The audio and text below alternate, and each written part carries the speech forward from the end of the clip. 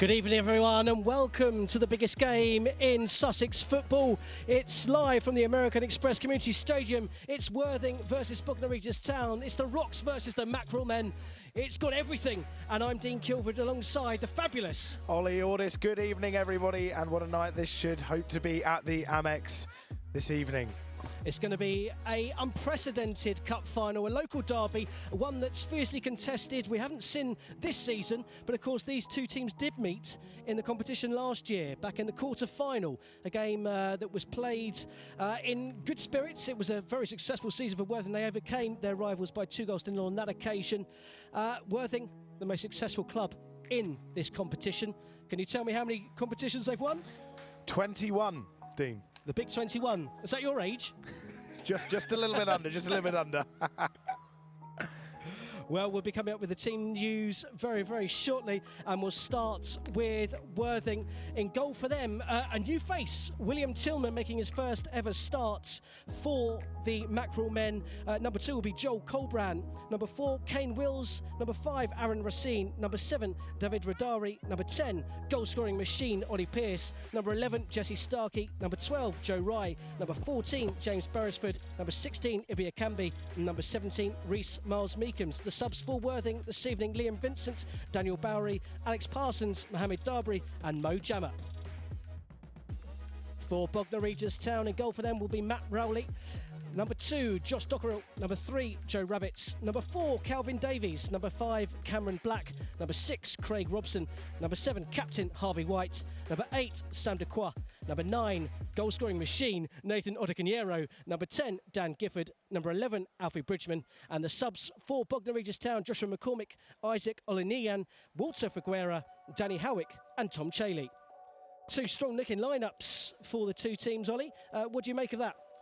Well, it's going to be a tight affair. Obviously, Worthing have been playing more recent than Bognor. They actually, in fact, of course, played on Sunday and then the Monday before that. However, Bognor haven't actually played a game for almost a few weeks now, Dean. So maybe that might play into the way this the game is played this afternoon. But two strong sides, two fierce attackers in Ollie Pearce and Nathan Odekanyero. Of course, you've got brilliant other players around them, like Sam de Saint Croix, who's a brilliant assist maker in the midfield for the Rocks. Well, he had a big influence in that semi-final before he went off injured. Shot after shot after shot after they overcame the current holders, Brighton Hove Albion, in the semi-final, albeit on penalties. Likewise, Worthing's route to the final also via penalties against Hastings. Both those games played a few weeks ago. You mentioned there, Worthing, they played on Sunday. The fatigue, the disappointment of going out in the semi-finals, the playoffs, do you think that's going to play on the mind? Would that play on your mind if you were out there this evening?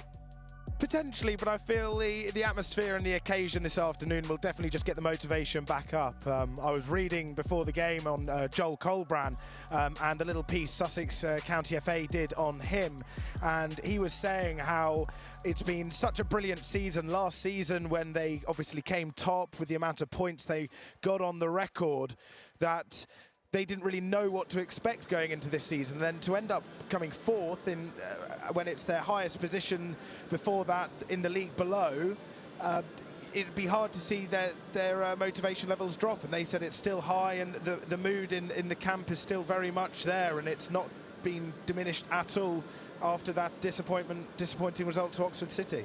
Well, it has been success after success for Worthing. Those curtailed COVID years where they would have won the league multiple times over, securing promotion. They finally got it at the third attempt, and they've made an absolute fight of it in the National League South, where many people thought they may well struggle. Taking the next step up, taking that next step to the level, but they proved any doubters wrong. They play a wonderful brand of football, but we shouldn't discount the Rocks. All the way from Bognor. They're not just here for a Butlins party, but 3 weeks to prepare for this game. Again, is that going to play into their favour? Does that give them 3 weeks to maybe set up certain tactics, or just a bit of rust set in? Does a bit of fatigue set in? I really think there's no right or wrong answer here, Dean. It's an interesting point to discuss. Obviously, there's pros that they haven't had to have that mental fatigue of playing week in, week out, and especially with high-pressure games like the one Worthing experienced at the weekend. However, then, of course, 3 weeks away from that used to having a game match day, it may play on them and be bad for them this afternoon. Absolutely, it's a tough one. It's a tough one to call, as you say. Just looking at the team sheet, there's an unfamiliar name maybe to some from Worthing. The goalkeeper William Tillman. It's his first senior start for the club. And you happen to have a chat with the regular number one, I believe, just ahead of kick-off, Harrison Mell, who's absolutely gutted to miss out tonight through injury. Yeah, of course, one of the Worthing's players of the season. In fact, one of my good friends is his agent, so I hear about Harrison a lot and how he's getting on. And of course, he was absolutely gutted to be missing out in the last two games. He was pivotal in their route to the final, of course, making clear penalty saves against Hastings in the game before this one. So missing a player like Mail will be hard for Worthing. However, it does then open up the door for William Tillman to have a go and show his quality to the Mackerel Men supporters who are here in their numbers just opposite us, Dean. Well, you just mentioned the crowd. There's over 2,600 in attendance, I believe, already this time. We'll get the official attendance figure later on this evening. I did notice in the warm-up that it was certainly being put through not just in shots, but his footwork. So I noticed that was a big part, and that's a big part of Worthing's game, playing out from the back. And you hope that nerves don't settle in, because that's generally, or normally, the weaker part of the goalkeeping game. They're there to save, keep the ball at the back of the net. But Worthing obviously encouraged to play out from the back, and that's going to be a big part and a big test for him. Yeah, and in a way, they could favour the fact that he may not need to practice his shot stopping just as much. Maybe his kicking, which is, of course, pivotal to the way Worthing play, is something that may need more practice than him keeping the ball out the back of the net. Well, time will tell. And if history is anything to go by, these two teams, for all their success in this competition, have only ever met in the final once. Back in 1952, it was played at a ground that's not too far from here. It was a Brighton ground, the Goldston, now the site of Nando's and a closed Toys R Us, amongst others. Toys R Us, which I was very upset to hear by. But the scoreline on that occasion was Worthing 3, Bognor Regis Town 2. Plenty of goals in that game. Let's hope for many of the same things. You can maybe start to hear the song coming out from the crowd. The crowd's getting to their voice. We're eagerly anticipating. There's the Worthing away fans congregated in the West Upper. They planned where they were going to sit all together. They're in full voice already early ahead of kick-off, waiting for the two teams to make their way onto the pitch. I'm excited for this one.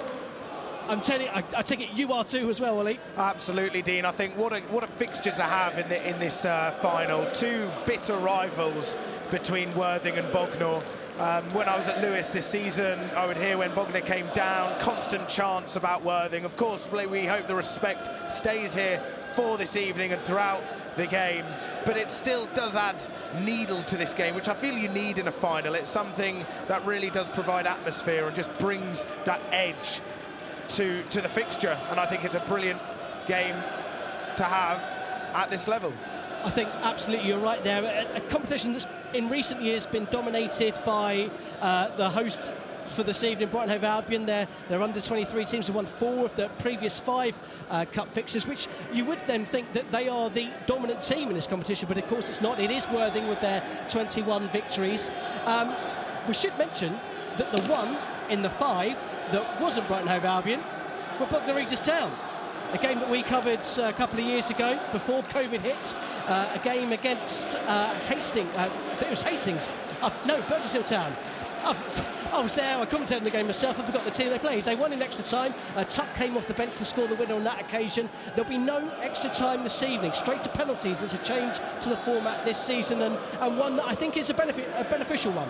Absolutely, and I suppose both these teams will favour themselves in a penalty shootout, having had to go through that experience to get here. One thing I will say about Bognor, though, although they are in the league below, they actually have had a good record against sides who seem like the favourites when they've come up against them. Of course, they blew away Eastbourne Borough back in the earlier rounds, then of course beat the side that we were just saying who have been holding this competition for the last few years. So there's definitely, although Worthing are seen as the outright favourites purely because of league position, in fact there are 33 positions that separate these two sides, it's still Bognor are good underdogs to have in this game, and definitely ones that can't be overlooked. as they may have been earlier on against Hastings and Brighton, and ended up coming out on top.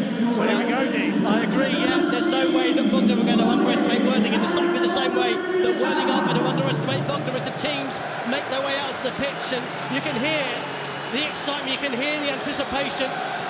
Two teams famed for success in this competition. We should mention the Bognor team of the 80s. They were unbeaten for an unprecedented 36 games. They won it 4 years in a row until they lost in the final to Hastings. They've got a lot to live up to. They really do, and they'll be looking to back up their victory back in 2019. But of course, Worthing have a lot to live up to as well. 21 wins in this competition. They were in the final last year. Sorry to interrupt. No worries, Dean. Yeah, they were in the final last year. Ollie Pearce and Joel Colbrand getting on the score sheet that day as they lost 4-2 to the Brighton youngsters. So they will be looking to get that win. The Brighton youngsters, who featured one certain Evan Ferguson, who is certainly putting up trees in the Premier League. So no shame in potentially now looking back at history and seeing how that result went.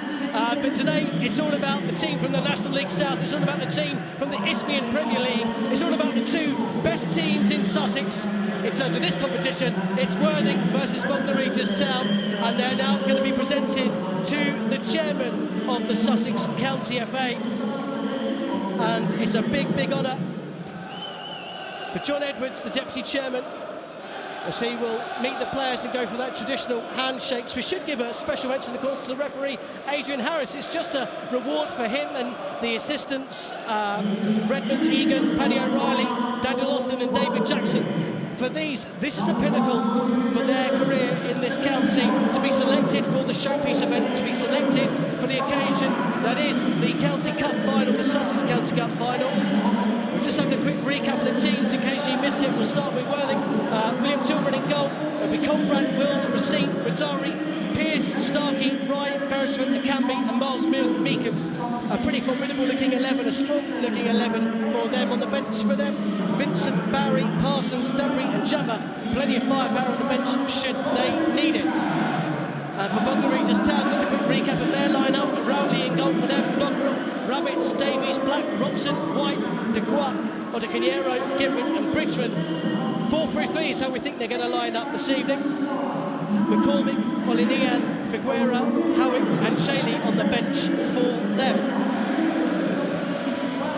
It's going to be a tough front three provided by Bognor up against Worthing's defence this evening. Nathan Odecanero, what a player he has been in the Isthmian Premier Division, scoring 25 goals in the league and 34 goals in all competitions. He was in fact the third highest scorer in the division, as was Ollie Pearce for Worthing, who netted 24 times in their league campaign.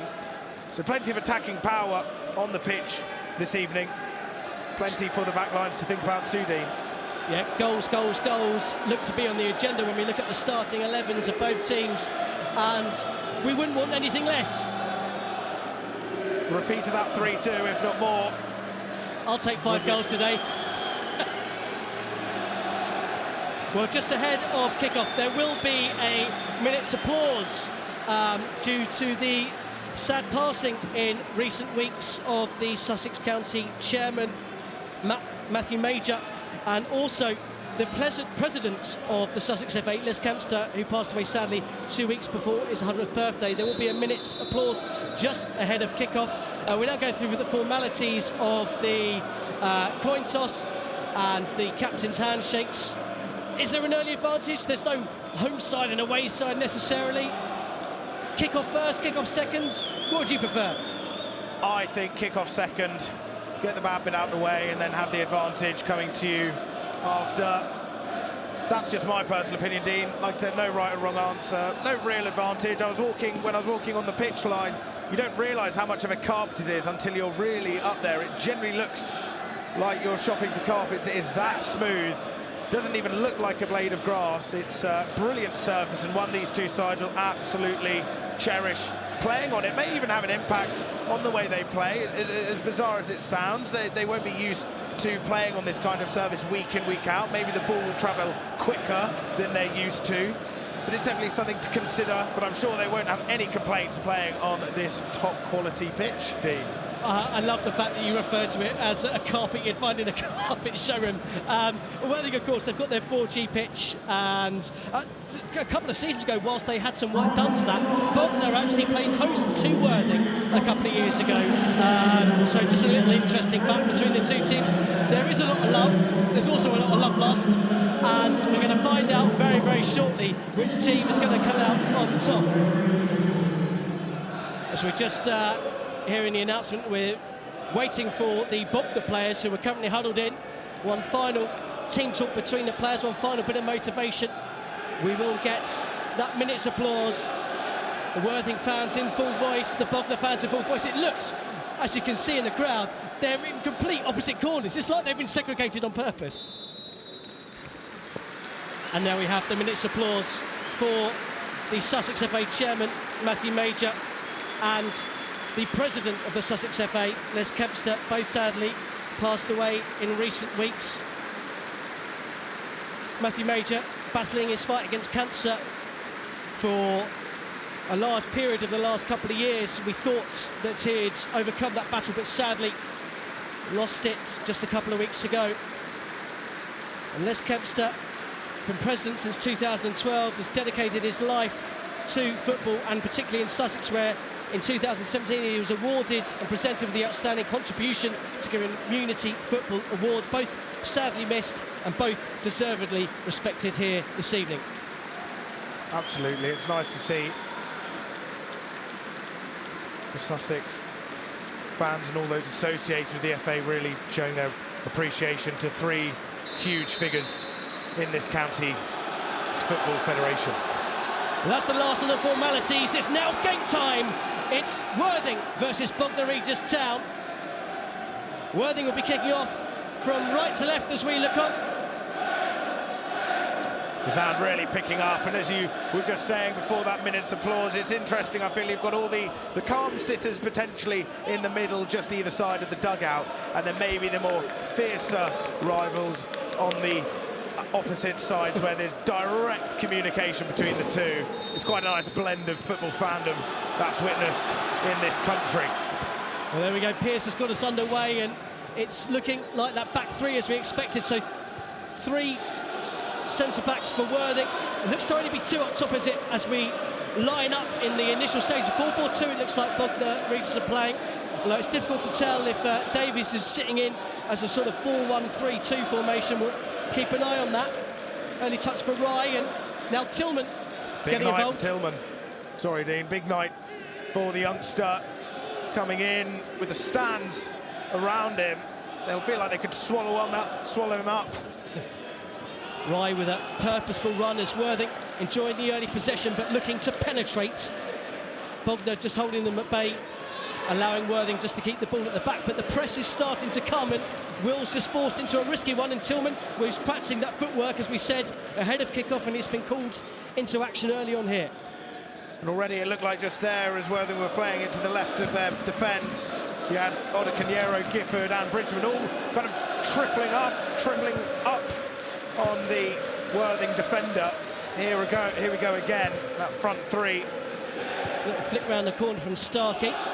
Madari beaten to it in the air. Madari has scored some important goals in recent weeks as Worthing's playoff charge certainly gained momentum, and of course they managed to get through the quarter-finals, beating Braintree Town before losing on Sunday in that disappointing 2-0 defeat to Oxford, but no shame in losing to the team that finished third in the league, as Worthing looks to push on the right-hand side and potentially work an opening for a cross. Here's Wills, just sets the ball back, whipped in low, should be dealt with, and that's a rare miss in the middle of the park, and Bognor fortuitous. There was no player in red there to capitalise. Lucky to have had Bridgman there in support to clear that away. And at the other end, here's Audis with the first chance to get a shot on goal. It is the first shot on goal. It's a tickler into the keeper's arms, but first test of the evening goes from the Bognor Regis number 9, Nathan Audis. Good quick attack there from Bognor, of course. When the ball came in from the Worthing player on the other side of the pitch, the defender, Bognor, just scuffed it And then obviously had his other player to help him out. I think it was Alfie Bridgman to then start that counter-attack, which Nathan Odikanyero would have favoured his chances with. He's in a good position just outside the D area. Nice for him to get an early sighter or goal inside the opening couple of minutes here, as the noise starts to crank up. Little ball infield from Starkey, short, and Bognor looked to play a quick counter at 10. Odikanyero giving chase, but that should be comfortably dealt with by Racine. Already trying to put pressure on Tillman. He's come out so far with his feet with flying colours. But Worthing not being able to pass the ball freely, being put under pressure with every touch on the ball. You've got to remember as well, of course, like we were saying about the difference between these two teams and their last few weeks. Of course, Worthing have had many more fixtures played, whereas Bognor haven't played since the 22nd of April. But already they look like they've come out and they're not fazed by the occasion and don't look that rusty in the opening 3 minutes. Quick ball in, looking for Beresford. Just bounced awkwardly high for him. Maybe it's that carpet you're talking about. Bit of extra zip. Just bounced high. And Worthing, though, maintain possession. Radari just forcing wide backwards. Yet to get Pearce into the game, as Worthing would look to do. He's playing the right of a front two, it looks like, with Akambi holding a more central position. But I think that'll be Robbie Blake's job. He'll want his defenders, Joe Rabbits and Calvin Davis, especially Cameron Black, that tall, big figure in defence, to stay on Ollie Pearce, keep him quiet, and if you keep him quiet, you keep the majority of the Worthing attack quiet, in all honesty. Well, there are threats all over the pitch, but the goal machine, as we mentioned ahead of kick-off, Ollie Pearce, as Colbrand just caught late as he played that ball forwards. The referee took a look at it and decided to give the foul belatedly. It was the off day. He's given the offside, not the free kick. Just have a look at that. It was a late challenge, and no damage was doing. Colbrand just having a word with Adrian Harris as he jogs back to the halfway line. But Bognor will have their first chance to start an attack of their own. So far, it's just been off the break and when they've won the ball quickly.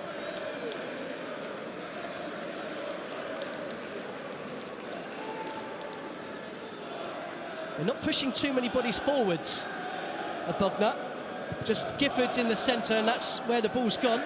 Odikanyero's just gone off him, and the ball bounces over the Bognor Regis Town front man, and Tillman comfortably gathers.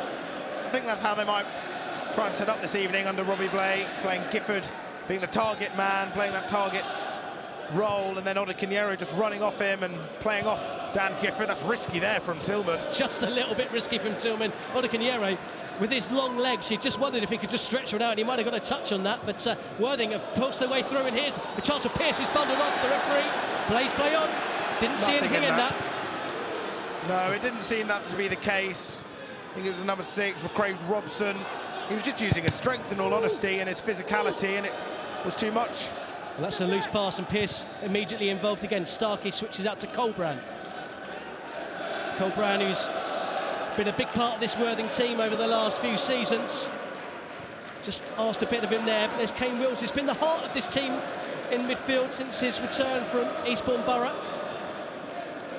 Just a lack of communication between Pearce and Akambi there, and set a chance for another Bognor Town attack, and it's Gifford on the chase. Tried the blind reverse pass, he's still got possession, and now he has support, and now Bognor Regis Town are committing men forward. Offside flag stays down against Bridgman. He's trying to drive in towards the box, and he possibly good defending, but should he have taken the opportunity to cross when he had the space? Yeah, you're right, Dean. Obviously, number 14, James Beresford, welcomed that from Alfie Bridgman. Solid player. You're not going to beat him easily, as Bridgman just found out. Nice flick round the corner from Colbrand, but Worthing almost in danger of overplaying on the right-hand side, but there's space for Wills to drive forward as he crosses halfway. Start a Worthing attack, he's got Akambi through the middle, he's got Pearce to the right, it's gone through the legs of Pearce, and just once again broken up. A little bit sloppy, it's not what we're used to seeing from this Worthing team, who are usually so oiled in attack. I think maybe the first few minutes here, the first 10 or whatever start to the game is going to be rather nervy between these two sides. I think as well, when you play in a stadium like this, when you're not usually used to playing in a ground like this, the occasion can sometimes get to you, and it does take some time to warm up. We see that with, I suppose, the semi-finals played at Wembley in the FA Cup, and I think the same applies here. Once again, Worthing playing at the back end. Odegaard looks like he's a whisker away each time from getting on the end of... It's going to take a minimal mistake, a slightly heavy touch, and he could be in. I think he'll probably be aware as well, William Tillman, it being his first senior appearance for Worthing, he'll have the nerves playing in his mind, and Odegaard will look to exploit that and try and make him and force a mistake out of the young goalkeeper. And Odegaard, the young man himself, 20 years of age. Of course, he's had 2 brilliant seasons at Bognor though, and this season as well, capping it off. He's got a wonder of a left foot on him, and that's something he'll also look to try and get the better of against William Tillman.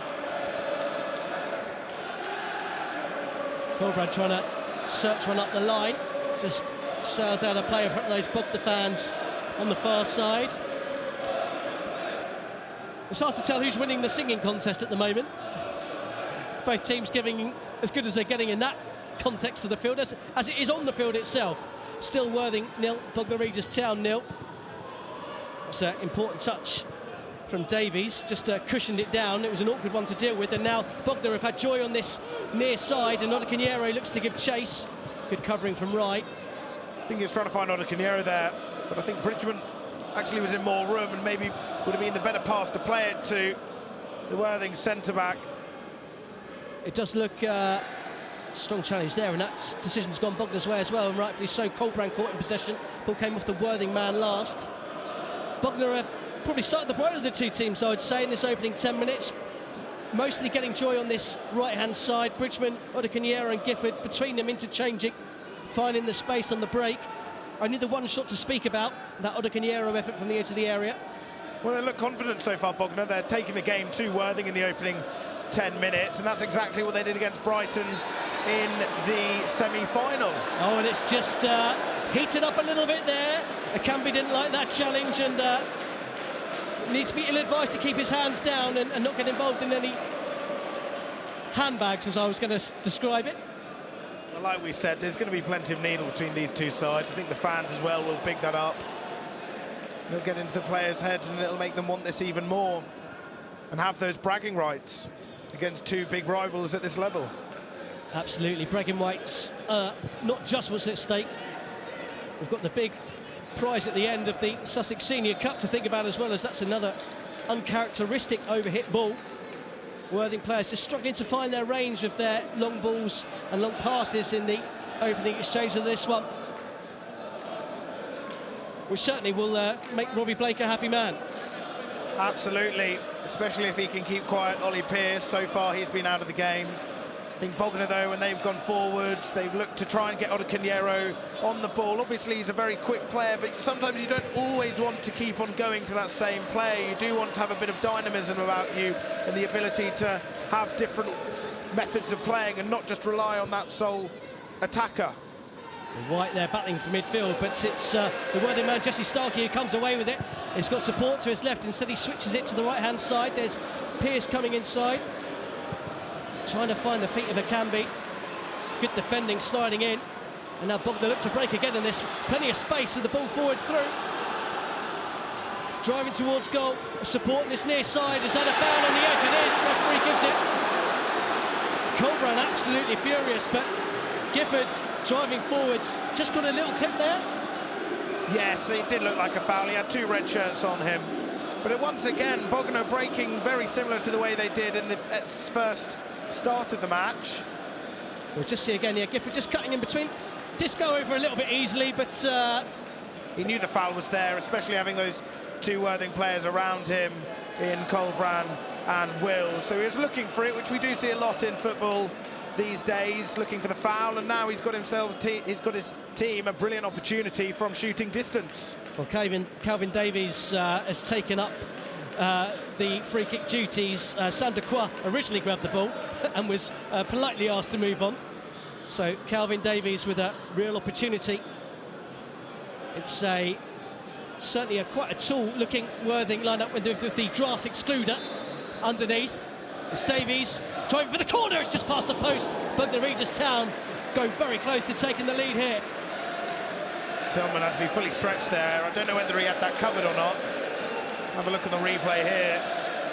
He was aiming for that far bottom corner, just trying to curl it in. Didn't look like his arms were fully outstretched, but doesn't matter. It's just about a yard or so past that far post. As far as Davies is concerned, good effort. Two similar attacks though for Bognor there. The closest they've got to goal or into their final third, all coming off the centre-back, just getting a foot onto it to clear it away, and then the central midfielders picking the ball up and turning defence into attack. Here's Bridgman. Well, just momentarily, this attack started. Worthing players were out of position, right, trying to shout at Beresford to get back and cover, which he did, but could break here, wanting an offside flag up against Bridgman, wasn't coming, and Worthing looked to play their way out from the back. I think Dan Gifford may have been better off using one of his midfielders there rather than playing the no-look forward pass to an on-running Alfie Bridgman in the penalty area. He had two white shirts just behind him, but he opted to go forward and get the ball as close to the goal as quickly as possible, which is what Robbie Blake may have asked for. Well, just a moment there, Worthing got the ball and had the chance to break themselves, but they've settled into just keeping possession and restarting from the back. And it's interesting, if that had been the other way round, Bognor would have been on the attack and would have been on a quick break, but Worthing playing this game differently, wanting to take control of the game, wanting to have ownership of the game. And I think that's interesting as well, like you point out, it's pretty much the exact opposite to what Bognor just tried to do. They try playing it forward as quickly as possible, and sometimes I find that can be a little bit naive. Ball play through the middle, and that's Rowley coming out, commanding his area. Had to be aware of the outer edges of the box there. Was mighty close to just straying outside of it, but he was aware of his 18-yard box, and he got possession for his team, thwarting another Worthing attack. He had to be close there, Matt Rowley, as he did have Ibi Akanbi straight onto him, which we haven't seen at all in the opening quarter of an hour here at the Amex. Bridgman once again trying to take on his man, losing out for Radari on this occasion. Here's Beresford trying to burst his way through. Two Bognor players came off the Worthing man last, will be a Bognor throw-in. It's interestingly poised, isn't it? It's almost, I won't say it's attack versus defence, because I don't want to take any credit away from how Bognor Regis Town has set up, but they've set up to deliberately play on the counter, and they're executing their plan perfectly in the opening stages. They are. Sometimes, though, the team that go into this game favourites and the leagues above, their experience does show. Although Worthing have only played one season of football in the league above, that's still the experience gained can sometimes come out on top. And often I find underdogs will start off well, may look the better of the teams, but then the team that's higher up actually grow into it. Odigoniero just about keeps that in. From our vantage point, we're pretty much in line with that. Didn't look like the ball would go down the play, but the assistant on this side deemed it did, so it did. But good football there from Bognor Regis Town. Quick little triangles, one-touch football, looking and really opening up and creating that opportunity for Odigoniero to get to the byline. Just unfortunately couldn't quite keep the ball in play. Interesting how Worthing have done that tactic of the centre-back passing it to the goalkeeper and then back to the centre-back. I think it's to do with some rules on the timekeeping during a goal kick, but also there's some tactical mindset behind it. You try and draw the attacking players forward and exploit the space behind, but Bognor are being rigid. They're pushing the amount of players they want to push forward and currently are well voiced and well covered at the back. Appeals for handball against Radari, not given it. Canby just slips on the edge of the area, and that allows Bognor Regis to clear. Wills with a loose one in the middle of the park, but Rye should deal with that, but he's got Odigoniero breathing down his back and just about does enough to get it back to Tillman in the Worthing goal. Although he's got in some dangerous areas, I feel so far Rye has dealt well with Odigoniero and the qualities he possesses in his pace to try and get him behind. He hasn't managed to get the better of Rye just yet. But he does look dangerous, and you just think there will be a chance for him at some point in this game. Worthing just being forced into rushing their passes and once again giving the ball away. It's a ball into space and a chance potentially to get the ball in the first. Caniero comes short. Instead, it gets pulled towards the edge of the area, and Bridgman, Kane Wills read it. And now this is a chance for Worthing potentially to break with Pearce. It's got Ridawi, didn't want that ball behind him. It's just slowed the momentum of that attack, but Pearce has carried in his run, and the ball's gone out of play. So uncharacteristic from the Mackerel men. Rabbits will be relieved there, the Bognor left back, as he made a darting run down that left channel, just getting the ball to the byline and trying to just square it across, pull it back. And he was out of position, leaving Bognor fairly open, and that's probably the most open we've seen Bognor all game so far, Dean. Absolutely, I agree with you. It's the first time they'd taken a risk, gambled, over-committed forwards, and Worthing just without the quality in that occasion to capitalise. The thing is with games like this evening with finals, sometimes teams can get a bit too excited. Lovely ball from White, spreads it out to the far side, there's space in the middle, and that had to be intercepted, and was by Racine on the edge of the 6-yard box. First corner of the day, 20 minutes gone. Still Worthing 0, Bognor Regis Town 0. Bognor will be eyeing up this set piece, with Worthing being the team that like to control possession. Bognor will be looking at set pieces and counter-attacking as their two main threats, but so far you wouldn't assume these sides are in different leagues. Bognor coming out on top in this opening 20 minutes here, Dean. Absolutely, but a chance now as well for Calvin Davies to whip this one in with his right wand, the magic boots. Tillman under pressure.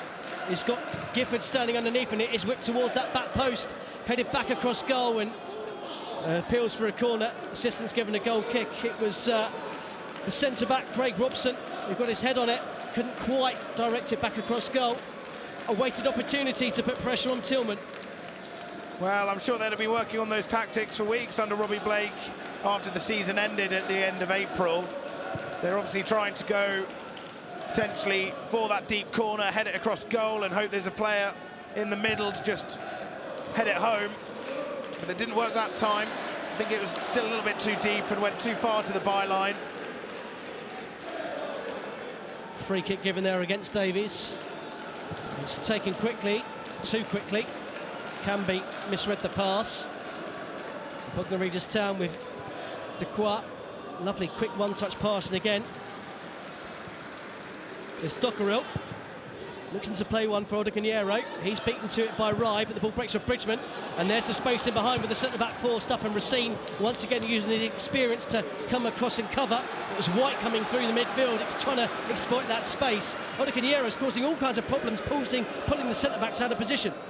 I'm really impressed with the pace that Bognor possess. Feels like every player they get when they go down the channels just manages to get in behind the Worthing back line and get into a dangerous area, and that's how they managed to get a corner so far. It's the second corner in relatively quick succession.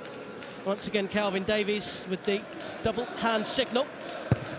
It's driven towards the penalty spot. It was looked to be cleared by Wills, but coming in front of him was Miles Mookums. Davies, though, picks up the ball on the far side. He just wants to check his line and keep onside. He's managed to do that. Comes inside of his man Beresford and keeps possession. Bognor forcing Worthing back. Caniero. Nice infield ball.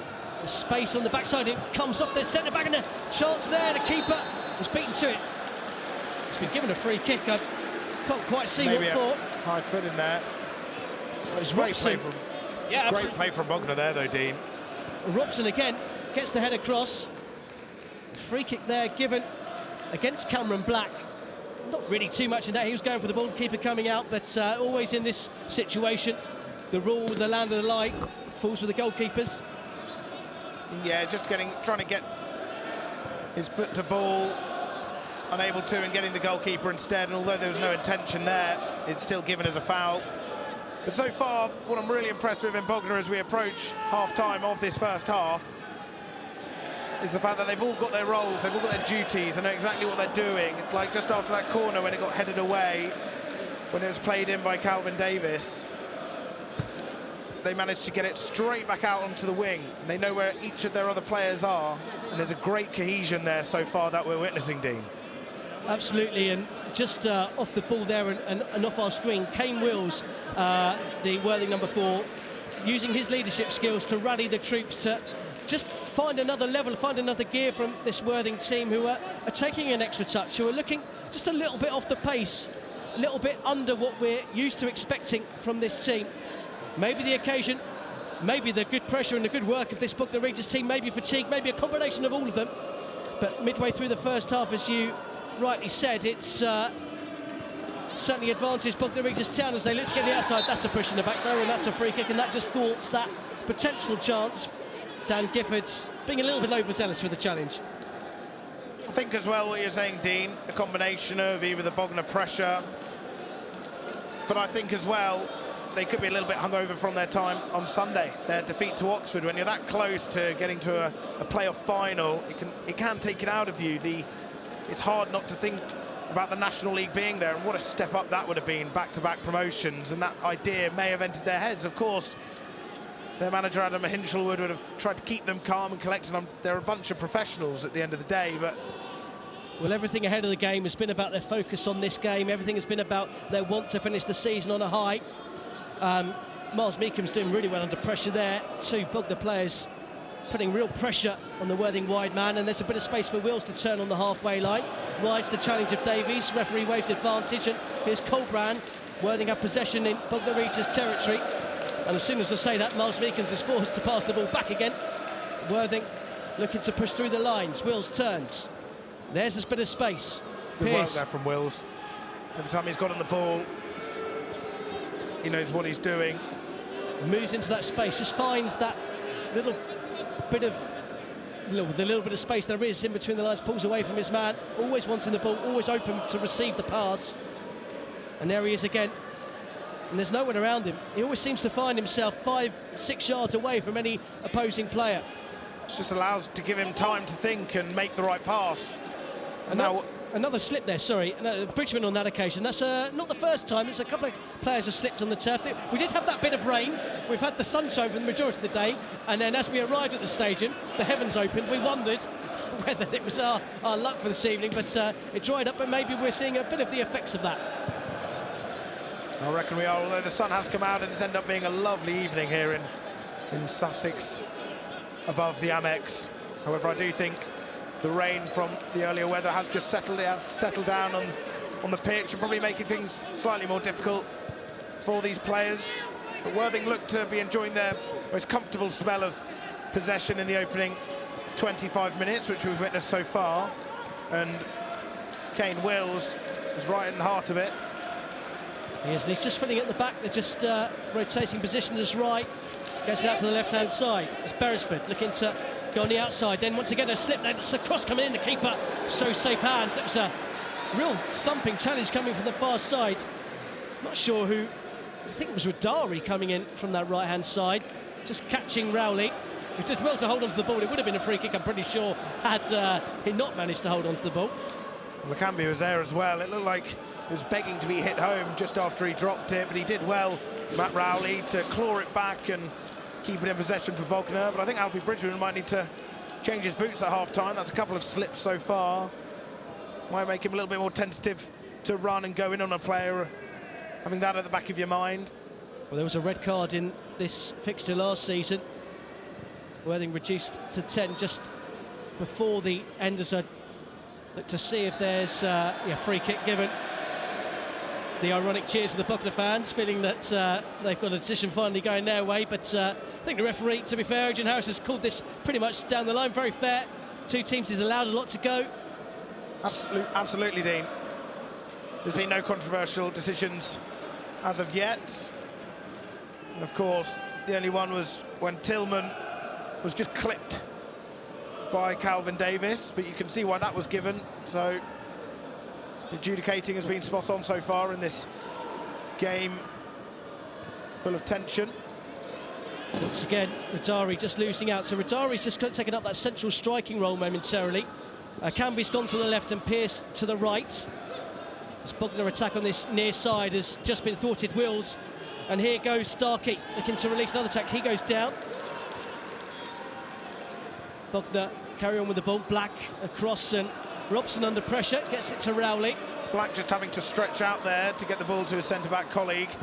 He's put under pressure, tries playing a nice ball to Odikadiero and finding it actually May have been a little bit of lovely luck. turn It's a from Worthing player Bognor. slipped, but Bognor, lovely turn as you just mentioned, Dean, there briefly. Rabbits just losing the ball out there. That is superb play. Over on the far side, Miles Meekham's couldn't quite find the switch to play for Ridari, but the loose ball there, and White's gone down. He may have got him, but he got the ball first, which is why the referee hasn't decided to give anything for that. Suddenly, this game's open up. Kane Wills just slows it down. You just sensed there was an opportunity to bring the attack and bring some pressure on. That's not Worthing's way. Does feel like Worthing have got a slight grip on the game than what we saw in the opening 20 minutes, though, Dean.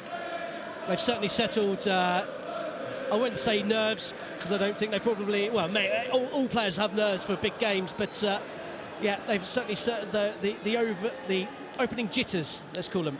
I just think they succumbed to the Bognor pressure a little bit too much in the opening 20 minutes, but right here, that's a right free on kick. that far side. Yeah, right on the edge of the area, just outside.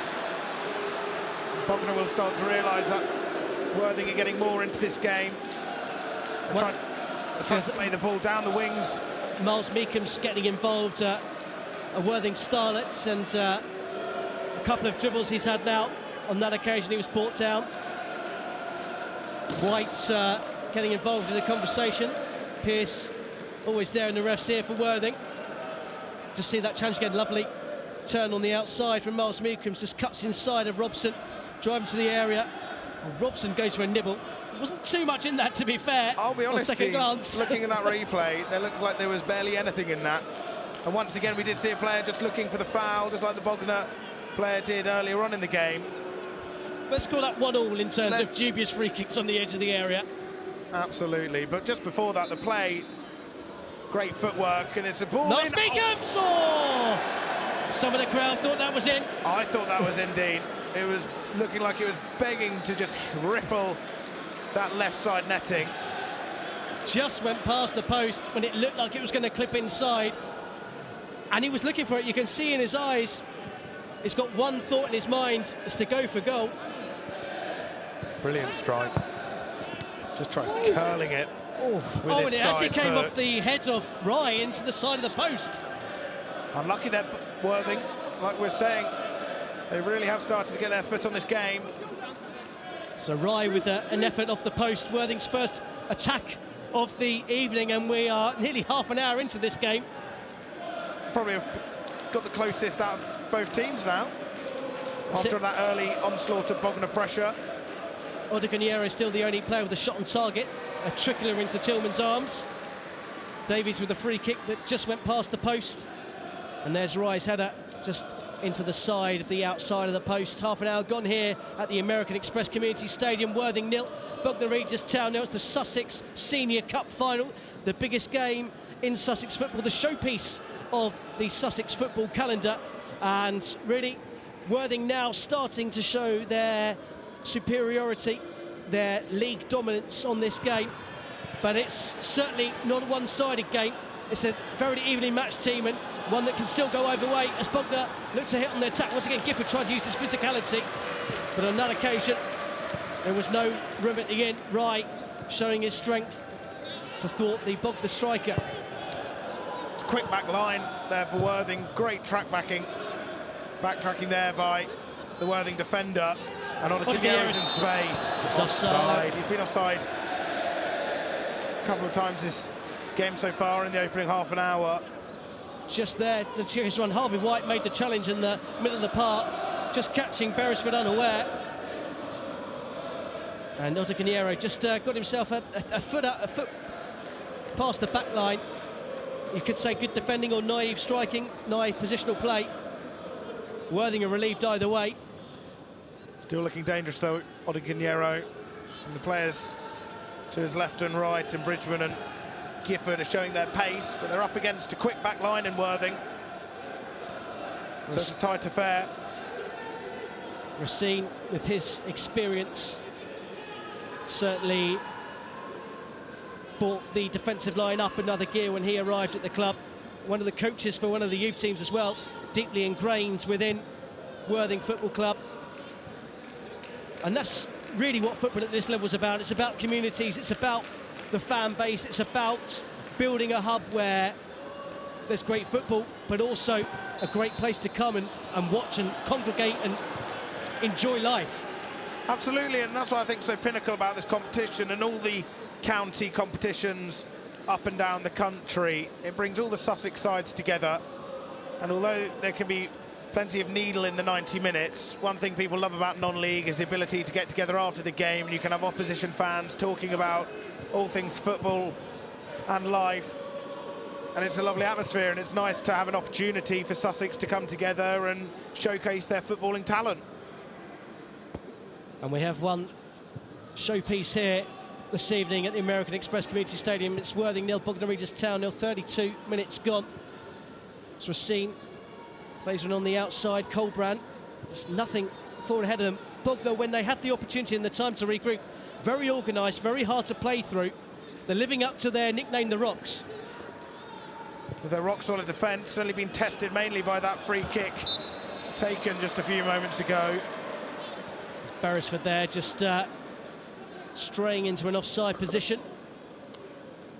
You're noticing as well, and just over this opening half an hour, Bognor a lot more direct. Worthing happy to play it along from left to right, waiting for that opportunity to open up. But as you said, the rocky defence Bognor are possessing so far is allowing, or isn't allowing, Worthing to finish off their game plan. Pass, pass, pass, then manage to get a shot on goal.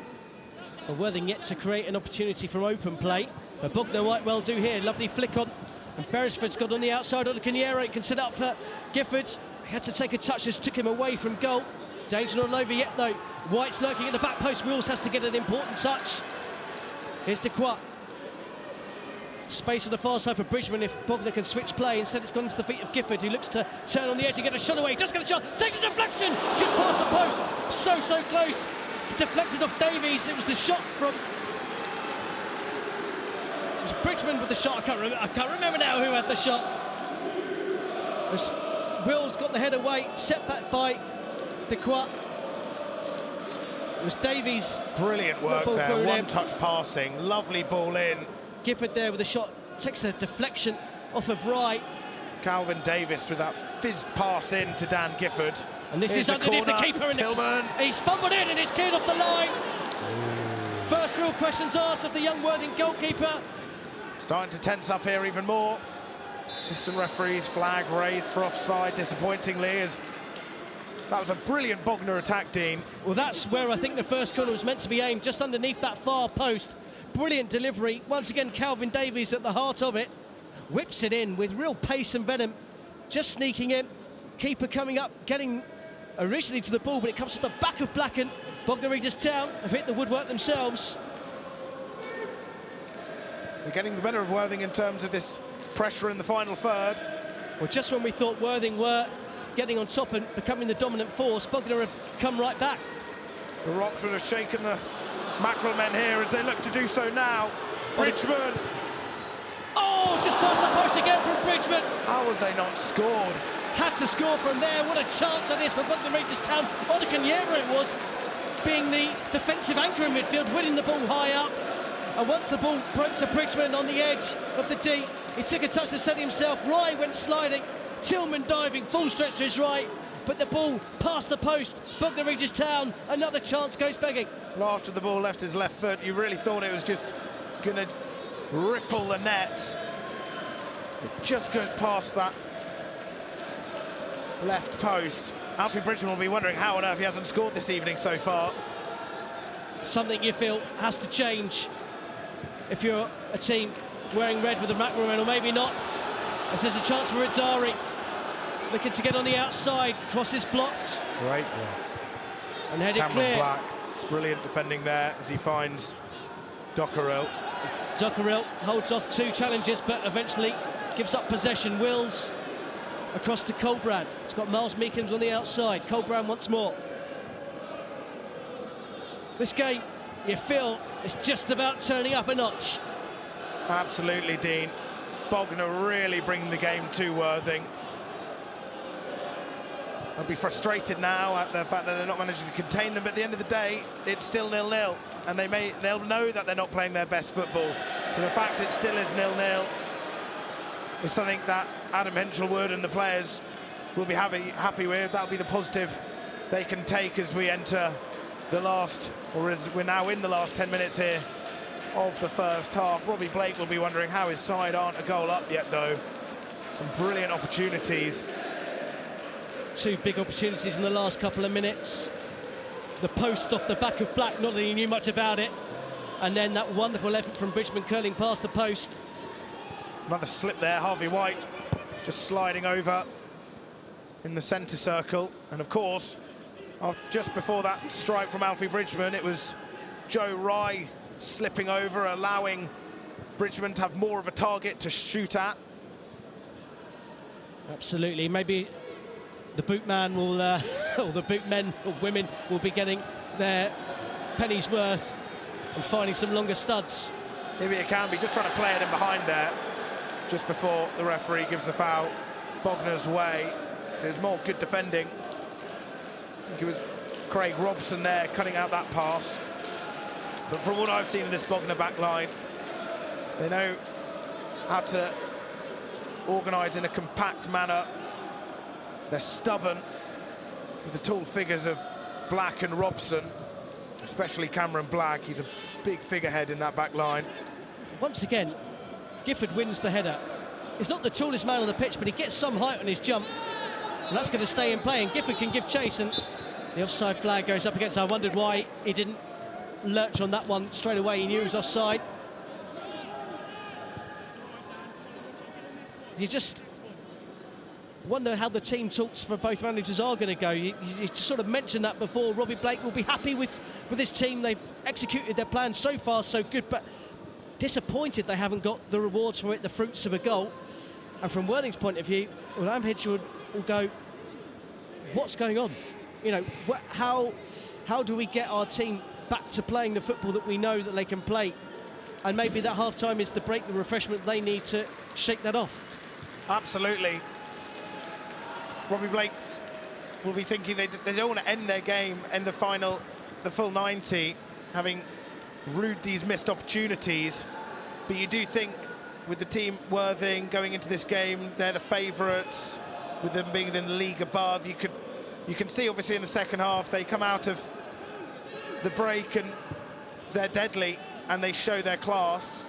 But then Bognor possess plenty of class too, but they should really be a goal up to 0, which will leave them frustrated, and those could be the chances we've seen in the opening 40 minutes that they're wishing they took after the game is up.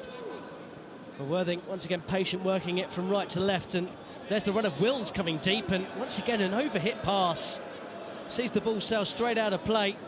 What's happened on numerous occasions this evening so far, as we're into the final 5 minutes of the Sussex County Cup final here at the American Express Community Stadium. The scoreline currently reads Worthing 0, Bognor Regis Town 0. Bognor Regis Town certainly with the better of the opportunities. Worthing did hit the post by the head of Rye, but the big opportunities have gone Bognor's way, most notably through Bridgman. His shot from the edge of the area just whistling past the post, and they could be in again here. And it's that man Bridgman. He's got 2 men on his left. One of those is Odekanyero. It's just been forced back. Rye defending so well. Far. Bridgman still going, looking for support, and he's got it through with White. Dancing and skipping his way into the area. Headed away by Wills. Ball bounced awkwardly, appeals for handball, fall on deaf ears. Headed away by Radari.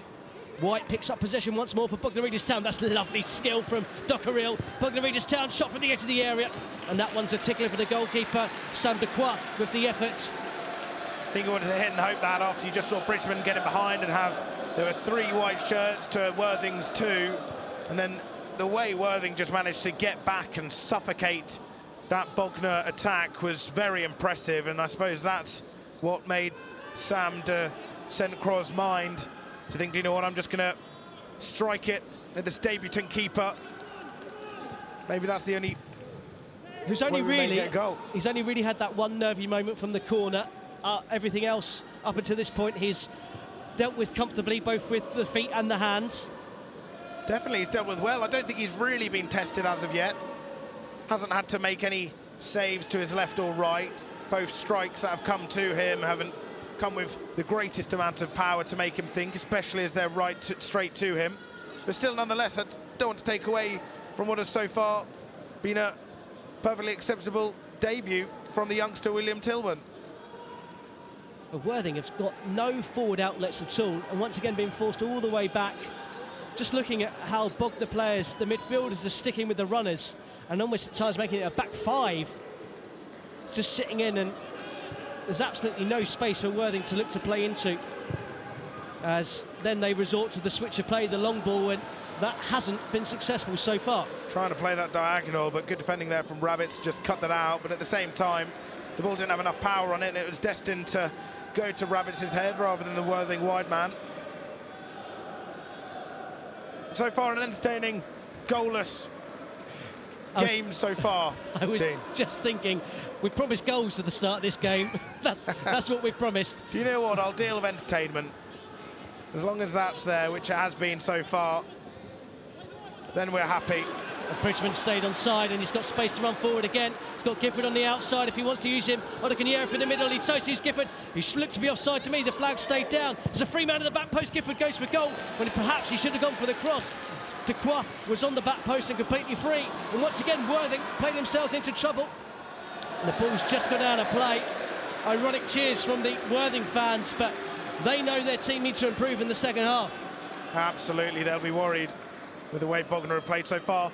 We were talking just earlier about how Worthing have done so well to get back, but at the same time, I feel Bognor are allowing Worthing to get back into those good defensive positions, just like we see there. Obviously, that's a brilliant block after Dan Gifford's strike, but at the same time, I don't think Bognor's decision-making has been quite there and tenacious enough to be able to beat Tillman in goal, and it's allowing Worthing to get back in their numbers and then manage to keep the ball as far away from their goal as possible. And maybe it's that decision-making at this level that is the difference from playing in the Isthmian Premier League to the National League South, but it's certainly the Isthmian Premier League team who are currently on top in this fantastic showpiece occasion for Sussex football, the Sussex Senior Cup Final.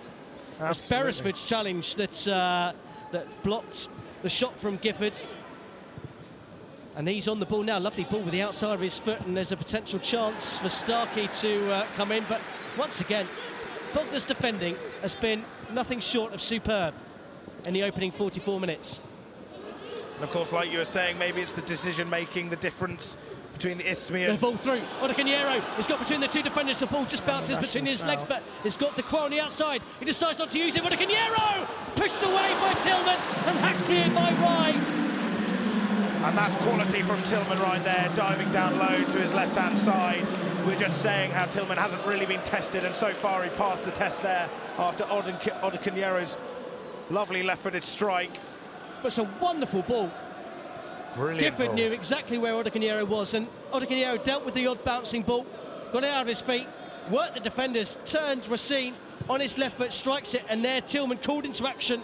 You'd say for the first real save he's had to make this evening, and he's made it. There's going to be one additional minute at the end of the half here, and we're pretty much at the end of it already.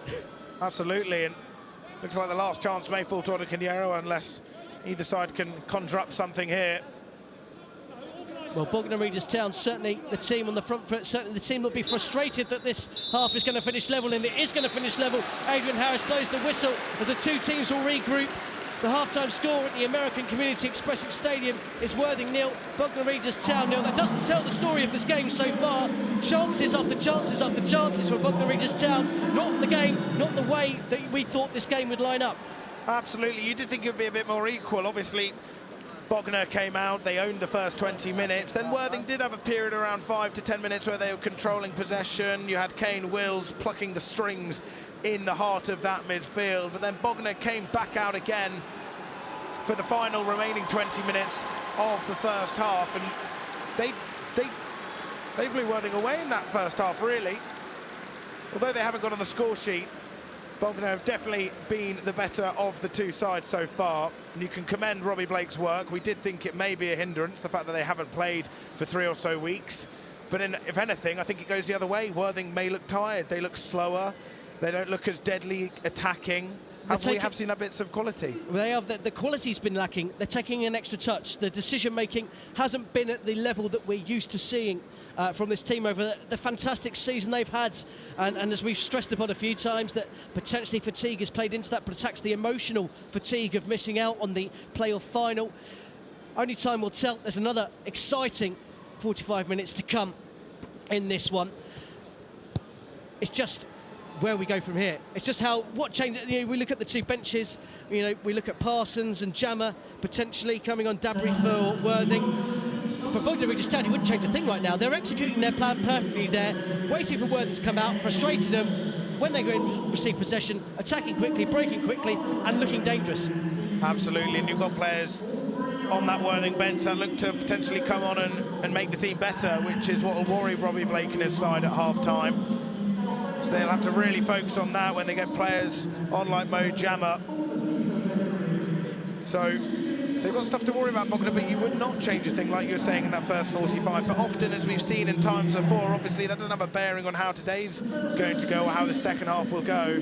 But you do see a lot of times where the underdog comes out, they own the first half, and then when the second half begins, that's when you start to see the quality of the team and the leagues above, and that's when they start to blow you away. However, Bognor will be saying if they can keep things the same, it's hard not to see a Bognor win. However, Worthing do possess, or can possess, that quality through the likes of Ollie, Pearce, Ibi Akambi and Reece Miles Meekins, who obviously won that free kick with a great bit of skill on that touchline.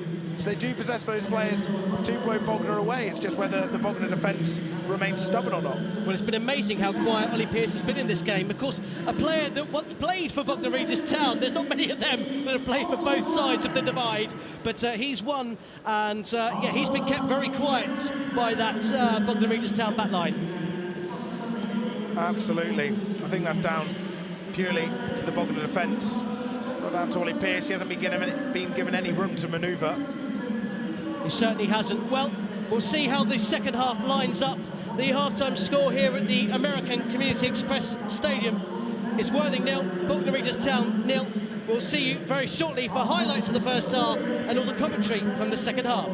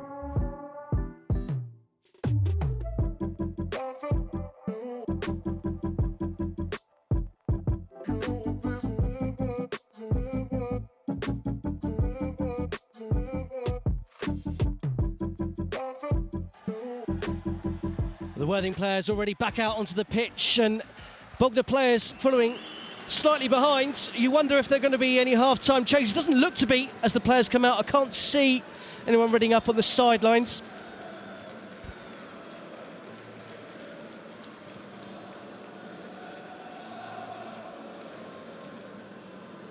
It'll be Bognor to get us underway in this second half, kicking from right to left as we look on. Yeah, no need for changes for Bognor in that respect.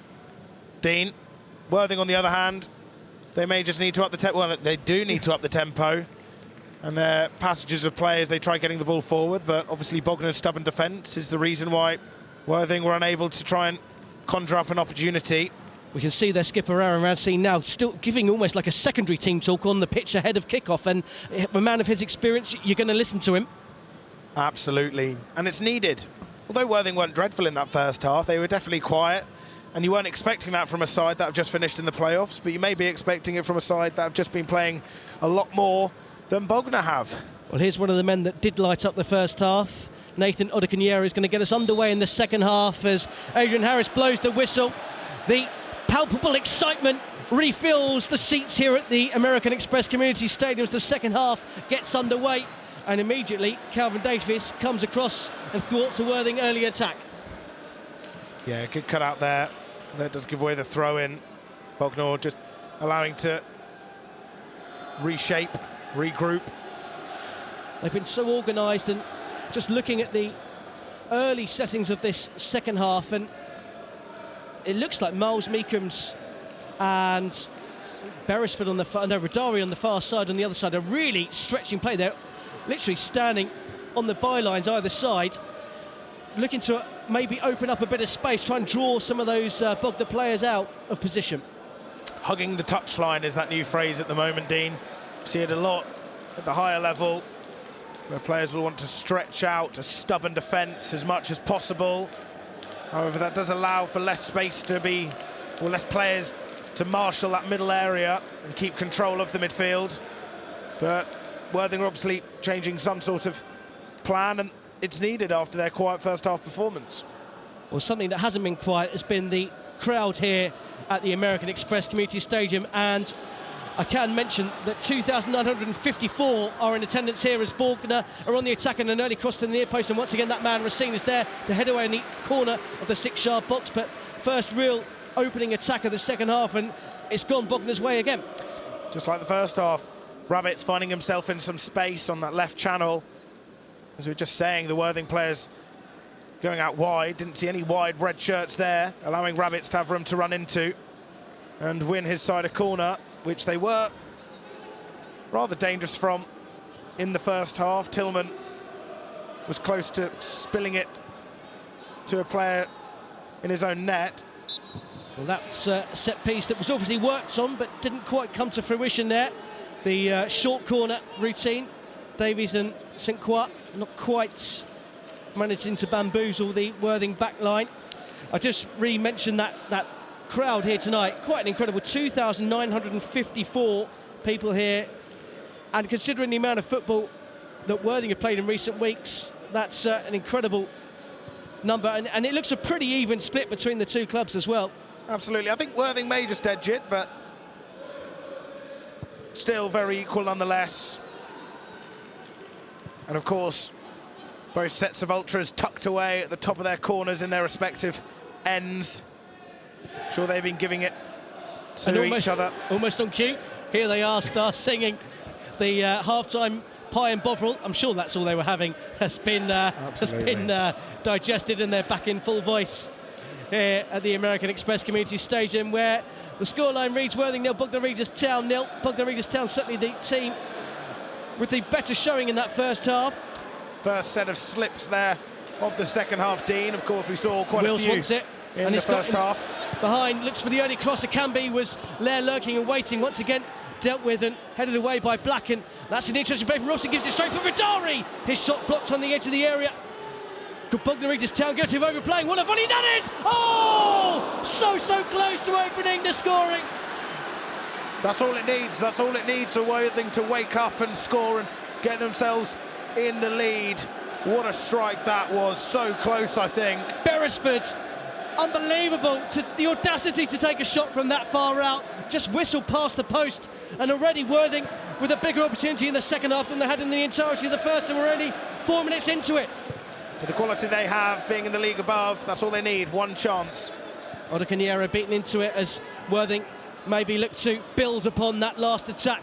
Two efforts in quick succession, first from Radari, then from Beresford, that just whistled past the post and maybe just set the alarm bells ringing in the ears of Robbie Blake and his Bognor Regis Town team.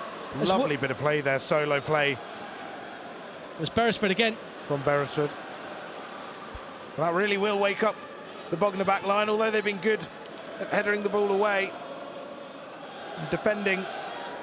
And Wills once again running into that space. You can't quite see it on your picture. Wills is putting into the space between the centre-back and the full-back as the two wide men, Meekums and Radari, are just really stretching the pitch. And now it's Beresford actually over on that far side as Worthing players interchanging positions. But they are looking to spread Bognor Regis Town, and it looks to be working, and Wills looking to get in behind again. The keeper wasn't sure whether to come and go. Wills looks to get there, but thankfully, for Bognor Regis Town point of view, Rowley was alert and decided to come and got there just before Wills. Made the right decision there. It did look for a little bit that, for a split second, Wills was going to get the better of Rowley. Suddenly we've got a game on. We do, Dean, we do. We're crying out for it all first half. Although it was an entertaining game, it wasn't the most equal. And here comes Odocaniero on the other side into the box. Tries to drill it across the face of the 6-yard box. Danger on Lovier there. Set from the edge. It's blocked, and it's going to sail into the crowd behind. But suddenly this game's end to end. This time it's Bognor Regis Town turn to attack and have a shot from the edge. Really a good opening 5 minutes here. End-to-end stuff. Both sides getting in really dangerous positions. Odocaniero showing his foot, getting some space on the far side, getting past Colbrand, had the awareness to cut the ball back when needed. Strike from the edge of the area, blocked, and it's the first corner of the second half. Sorry, second corner of the second half for Bognor Regis Town, and it'll be the outswinger now from Calvin Davies. Just crying for that quality in the final third to get the ball in the back of the net. Almost happens there, it seemed. I think it came off a white shirt in the end, so it will be a Worthing goal kick. It was just an important touch at the near post, just to flick the ball away. There's plenty of white shirts lurking on the edge of the 6-yard box. It's just a centimetre away from being the perfect delivery so far from Davies. It is, and like we said, obviously they're getting the ball in good areas, but both sides just quite haven't been able to really test the goalkeeper, really get a proper shot on goal. The closest we've seen was Audis testing Tillman just before the break. Well, Canby just asking a little question, with more than that, just a shove in the back, which referee Adrian Harris was quite happy to give the free kick. Has left the centre-back a little bit shaken up, but play continues with Craig Robson. And suddenly, it's the Bognor fans and the Worthing fans are bouncing in that far corner. Worthing fans doing the bounce. Bringing up the atmosphere, bringing up the excitement, and the play on the pitch has certainly decided that in the second half. A few more fouls given than what we saw in the first half. Referee allowing things to maybe slide and let the phase of play carry on, but not so far in the opening 7 minutes. I wonder if that is part of play, just the way that Worthing have started this second half, that Bognor just want to stop them in their tracks, just to break up the momentum, break up the rhythm of the game. Absolutely, but so far, it looks like Worthing have woken up a lot. Rodari to Pearce, who's offside anyway. Ball was once again slightly overhit, but it's better signs from Worthing as they look to spring and break this resolute and staunch Bognor Regis Town backline. They've managed to win the ball again with Rodari. It's a strong challenge on Pearce, but a fair one. That one may not have been. Referee waves advantage, as here comes Rodari on the outside. Good covering. Defending. Davies coming across to cover, and there's more happening off the ball there. Getting the crowd involved. The assistant on that far side would have seen everything. Pearce up on his feet. He's inevitably involved when incidents happen. I say that in the nicest possible way. He's vocal on the pitch. Haven't seen much tension between the players as of yet. Squaring off at one another. There's handshakes at the end though, and a smile on the face. Respect restored. Kane Wills, the Worthing number 4, with a chance to whip this corner in. It's an in-swinger. It's underneath the crossbar. Keeper comes and watches it all away. From our vantage point, that looked dangerous. Teasing. Teasing, I'd use to describe that, and dangerous. That's a strong challenge through the back of Odukanero. And the referee is going to reach into his pocket. I think we're going to get the first yellow card of this Sussex County Cup final. It was straight through the back. It's a yellow card.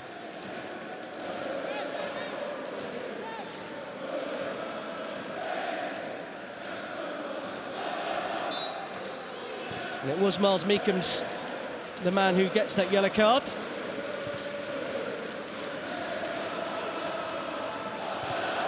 As the atmosphere is certainly building, as the lights grow brighter, the night sky gets darker. The evening of football, the passion, the excitement, the County Cup final here at the American Express Community Stadium. Rodari, lovely bit of footwork to get inside, plays it through for Wills. Wills wasn't going to get to that one. That was hacked clear by Cameron Black, and well picked up by Dequois. Great touch. Ball over the top, and this time it's Bridgman one to chase. It just caught him unawares, caught him on the back of the heel. Bit of frustration shown there from Dan Gifford after Bridgman just failed to keep it under a spell. Once again, Bognor looking to attack quickly as soon as they get the ball there. Their first thought is, can I play this ball forward quickly? And the answer normally, invariably, is yes. And that's the exact opposite of what Worthing were like in the first half. We have seen more in attacking intent. That shot on goal from Beresford. So far, Worthing are actually still sticking to their laurels, which we saw in the first half. Almost a slip there. Odukanero wasn't close enough to pinch it off him, but he has done now. Davies with a little ball infield to White. There's plenty of space for Bridgman on the side. What a challenge that is. Starting in Beresford, just preventing Bridgman. Had acres of space had that ball got through to him. Just over 11 minutes gone here in the second half, and there's the confirmation of Reece Miles Meekham's yellow card. It is Worthing 0, Bognor 0. This second half has flown by. Absolutely. Felt like the half-time whistle only blew about 2 minutes ago to restart the game. It's been very exciting, end-to-end. Worthing have grown into it, had better opportunities than we saw in the first, but Bognor showing no sign of decline in this game so far. Davies just getting the better of Wills and getting it back to Black. Here's Dockeril. Rowley trying to organise things from the back and manipulate his players into a good position, and Bognor have done really well to play their way out of danger there. Just beating the press ever so well. Great work from Josh Dockeril. And there. Here's White in space on the halfway line, looks to slide the ball in behind. Here's Gifford into the box on his left foot, strikes for goal, hits the bar! Oh my life! What a miss. What a goal that would have been. Brilliant football from Bognor Regis Town, playing it out from the back, working it through the pitch, all the way to Gifford, works it onto his left foot, struck it from the edge of the area, and he's hit the top of the bar. Bognor Regis Town with the best chance of the game. It's fallen to their number 10, Dan Gifford. Best passage of play so far we've seen in just under an hour here. Gets on his left, aims to the roof of the net, but the crossbar denies him. Worthing are so let off there as they allow Bognor to beat the press, and the way they just managed to get De Croix involved. Then Dan Gifford, the man, 8 league goals this campaign. Well, you wonder how he hasn't got more. He's been involved, he's been buzzing, he's been all over the front line as far as Bognor Regis Town are concerned. He was an inch away from giving Bognor Regis Town the lead here, a lead that on the merit of play, on the balance of play in the opening 58 minutes, they probably deserve. This is certainly a game to be watching right now. Absolutely, Dean. Absolutely. Bognor playing so well, given that they are a league below. And they did finish 14th in the Istitute Premier Division. They had a very inconsistent run of games from February onwards. They won 4 in a row, then they go and lose 5 in a row, and then it's on and off, win, lose, win, lose. They didn't actually win 2 games in a row after February. So consistency was not a word to use to describe their campaign this season. Well, Pearce there, getting in 2 of his players' way, first to Canby and then Miles Meekham's, and then he got bundled over, wanted the free kick, and Tillman came and didn't get anywhere near him. He's thankful that he had cover. Rabbit's trying to play it long to Gifford there. It looked like it was just out of Gifford's reach, but the pace Gifford showed, he managed to look like he was favoured there up against the Worthing defender. There's Rye again, and you mentioned his pace for the Worthing centre-back, and Adam Hinchelwood's had enough. Changes are coming. And it's Jesse Starkey is one of the players to make way.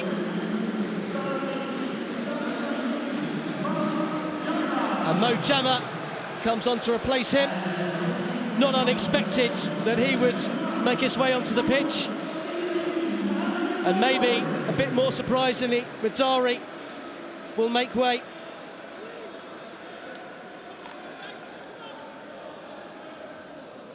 Interesting from Adam Hinchelwood. Not surprised, but this could really have a bearing on the final half an hour here at the Amex Stadium. Well, Dabry and Jammer into position. A different proposition for this Bognor Regis Town back line. Certainly a different skill set.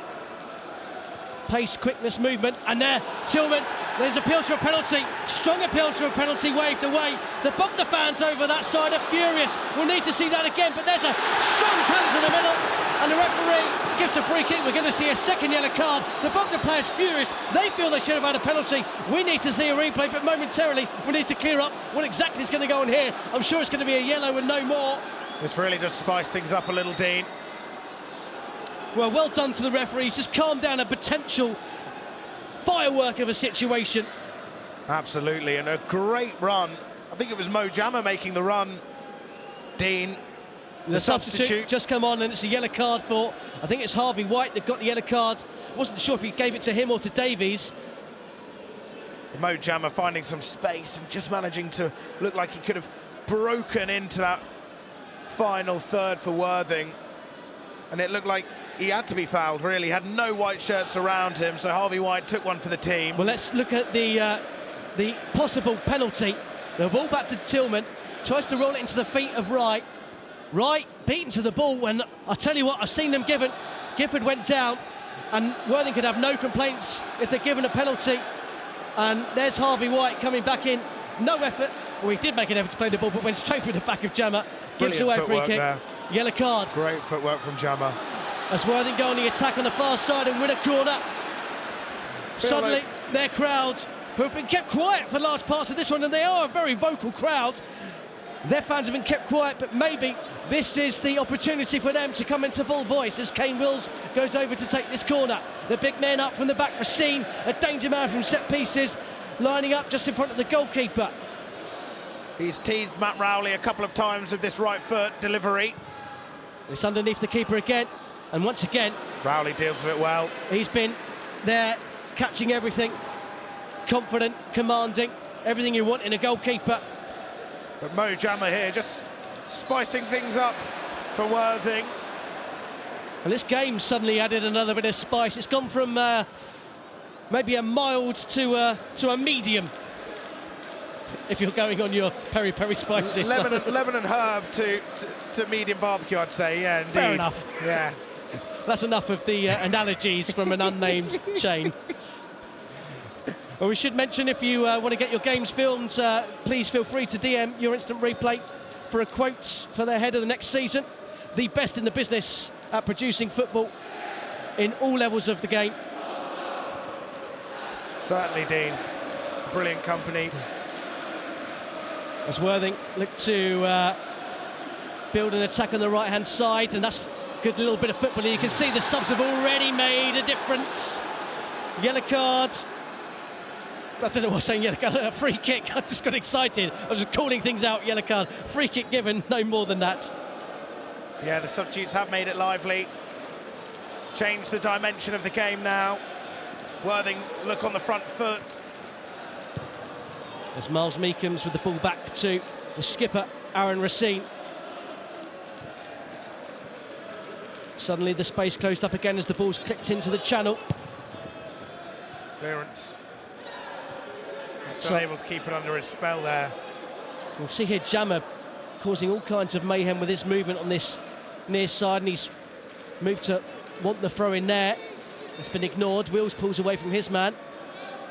Just more pace has been injected into Worthing now with those set of substitutes. They were quite slow with their passing in the first half. Pearce does well to pull away from his man. Manages to hold off the tension and lay the ball back to Jammer. Worthing looks to fashion something on the far side. Yeah. And once again, we'll rebuild and restart from the back.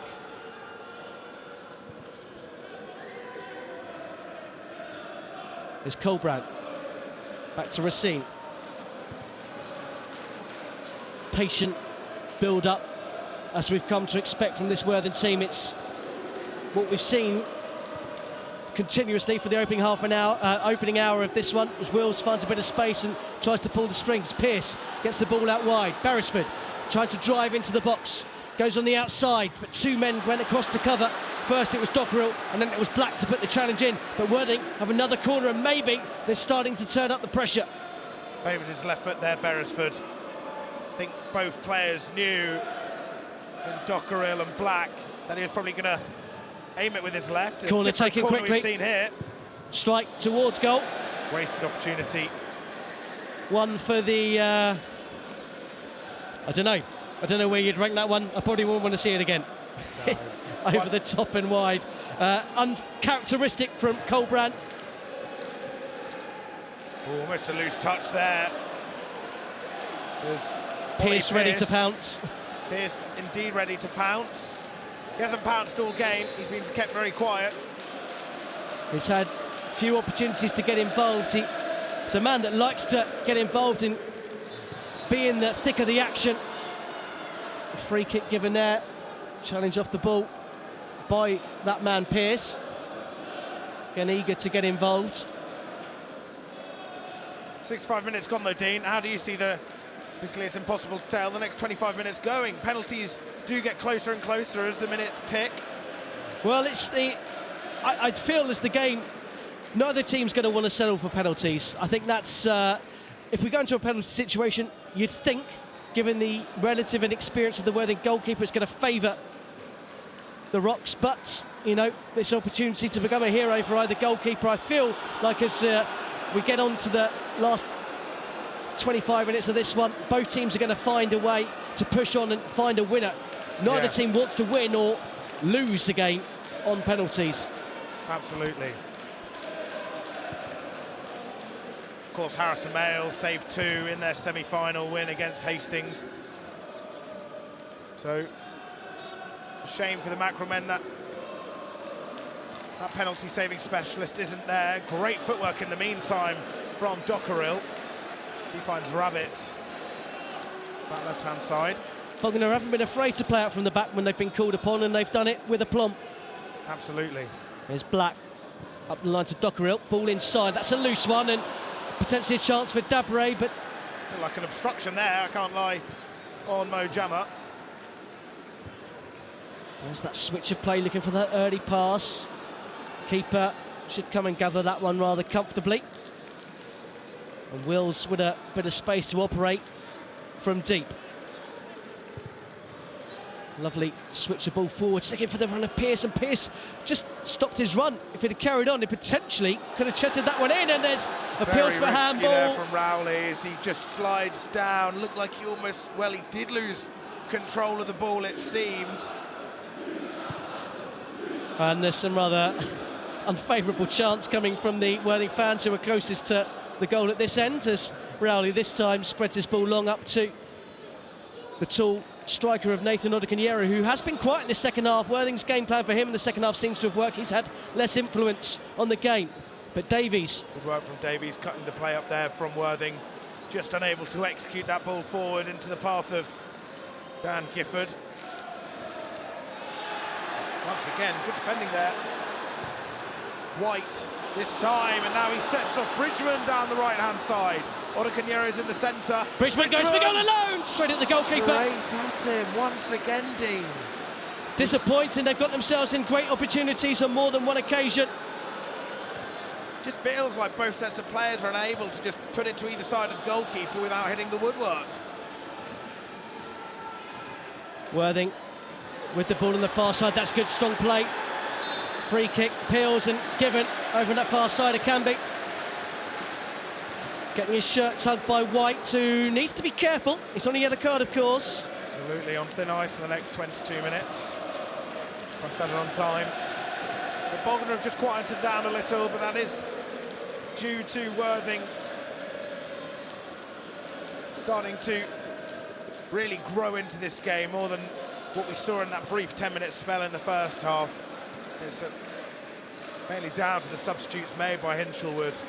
Well, Pearce is lining up to take this, which makes you wonder, does he fancy it from here? Do you think he's going to go for goal? We saw that effort in the first half. This time it's Pearce. Distance. Takes a deflection off the bar. Oh, it's an overhead kick clearance on the line from Robson. My word, heart-in-mouth moment for Bognor there. Danger not over yet, though. Pearce once more. Lovely ball down the line. Chance into the box. Someone next, surely to square. Surely. And the back post. Oh, over the top. Joel Colbrand. Joel Colbrand had to score. Free at the back post. On his weaker foot as well. Scored in this game last season at the Amex. Unable to do it this time. Once again, all coming from a free kick, Dean. Well, Ollie Pearce, the architect, set his sights, delivered that with Fenimit, took that nick off the wall, wrong foot of the keeper, went off the bar. Brilliant overhead clearance from Robson. The danger wasn't over yet, though. The ball screaming to be cut across the face of the 6-yard box. Scott's the flick to Colbrand. The whole goal to aim for. Just fluffs his lines and hits it over the top. And that's why we're still goalless here at the American Express Community Stadium. Worthing 0, Bognor Regis Town 0, the Sussex County Cup final. And now it's Bognor Regis Town on the attack with Joe Rabbits. Lovely cross for Odikanyere off the chest. The offside flag's gone up against the tall Bognor Regis Town front man. He needed to play it earlier. the Worthing player needed at the byline. He needed to play it earlier. It allowed the white shirts to get more clustered in that on the outside of the 6-yard box. Colbrand will be kicking himself with that miss. Well, it looks like momentarily we're going to see the first Bognor change. There's a couple of players stripped off, in fact, potentially just the one player looking stripped off, ready to come on. Meanwhile, Worthing to play the ball over the top for Akambi. Rabbit can fire one up towards Odiconiero. Both teams gifting possession to each other momentarily. We just saw there. 2 substitutes made by Robbie Blake. Going to be Joshua McCormick coming on for Alfie Bridgman, who looked lively in the opening first half. I think Bridgman's done exactly what's been asked of him. He's been lively at the front, he's been an outlet on that far side. He's got pace, he's asked a lot of questions of that back line, but they've freshened it up. Joshua McCormick comes on. He'll take a more central position, I'm sure, and maybe a slight change of formation. Here's Pearce, though, with a little first-time layoff to Kane Wills. Looks like Bridgman's playing on the right of a 3, just behind Odiconiero at the moment. And they're almost caught on the ball again there. McCormick's first involvement was almost a really positive one. At the other end, though, the ball breaks free, and just a miscommunication there between the substitute. Just behind him. Good break-up play there from Wills. It's Beresford looking to go on the outside. Use his pace to get in and get the cross in. Lovely footwork from Beresford. He's got to get the cross in now. It's crossed in towards the keeper, who once again commands his 6-yard box, but no one from a red shirt was taking that gamble to get across the keeper. No, Rowley will welcome that ball in all day. He's been good at claiming them. The only time he really was panting was the ball in from Pearce moments ago. Great defending there from Mohamed Dabra as he managed to just nick the ball. A free kick there. Kilford. Given is much to the frustration of those Bognor fans.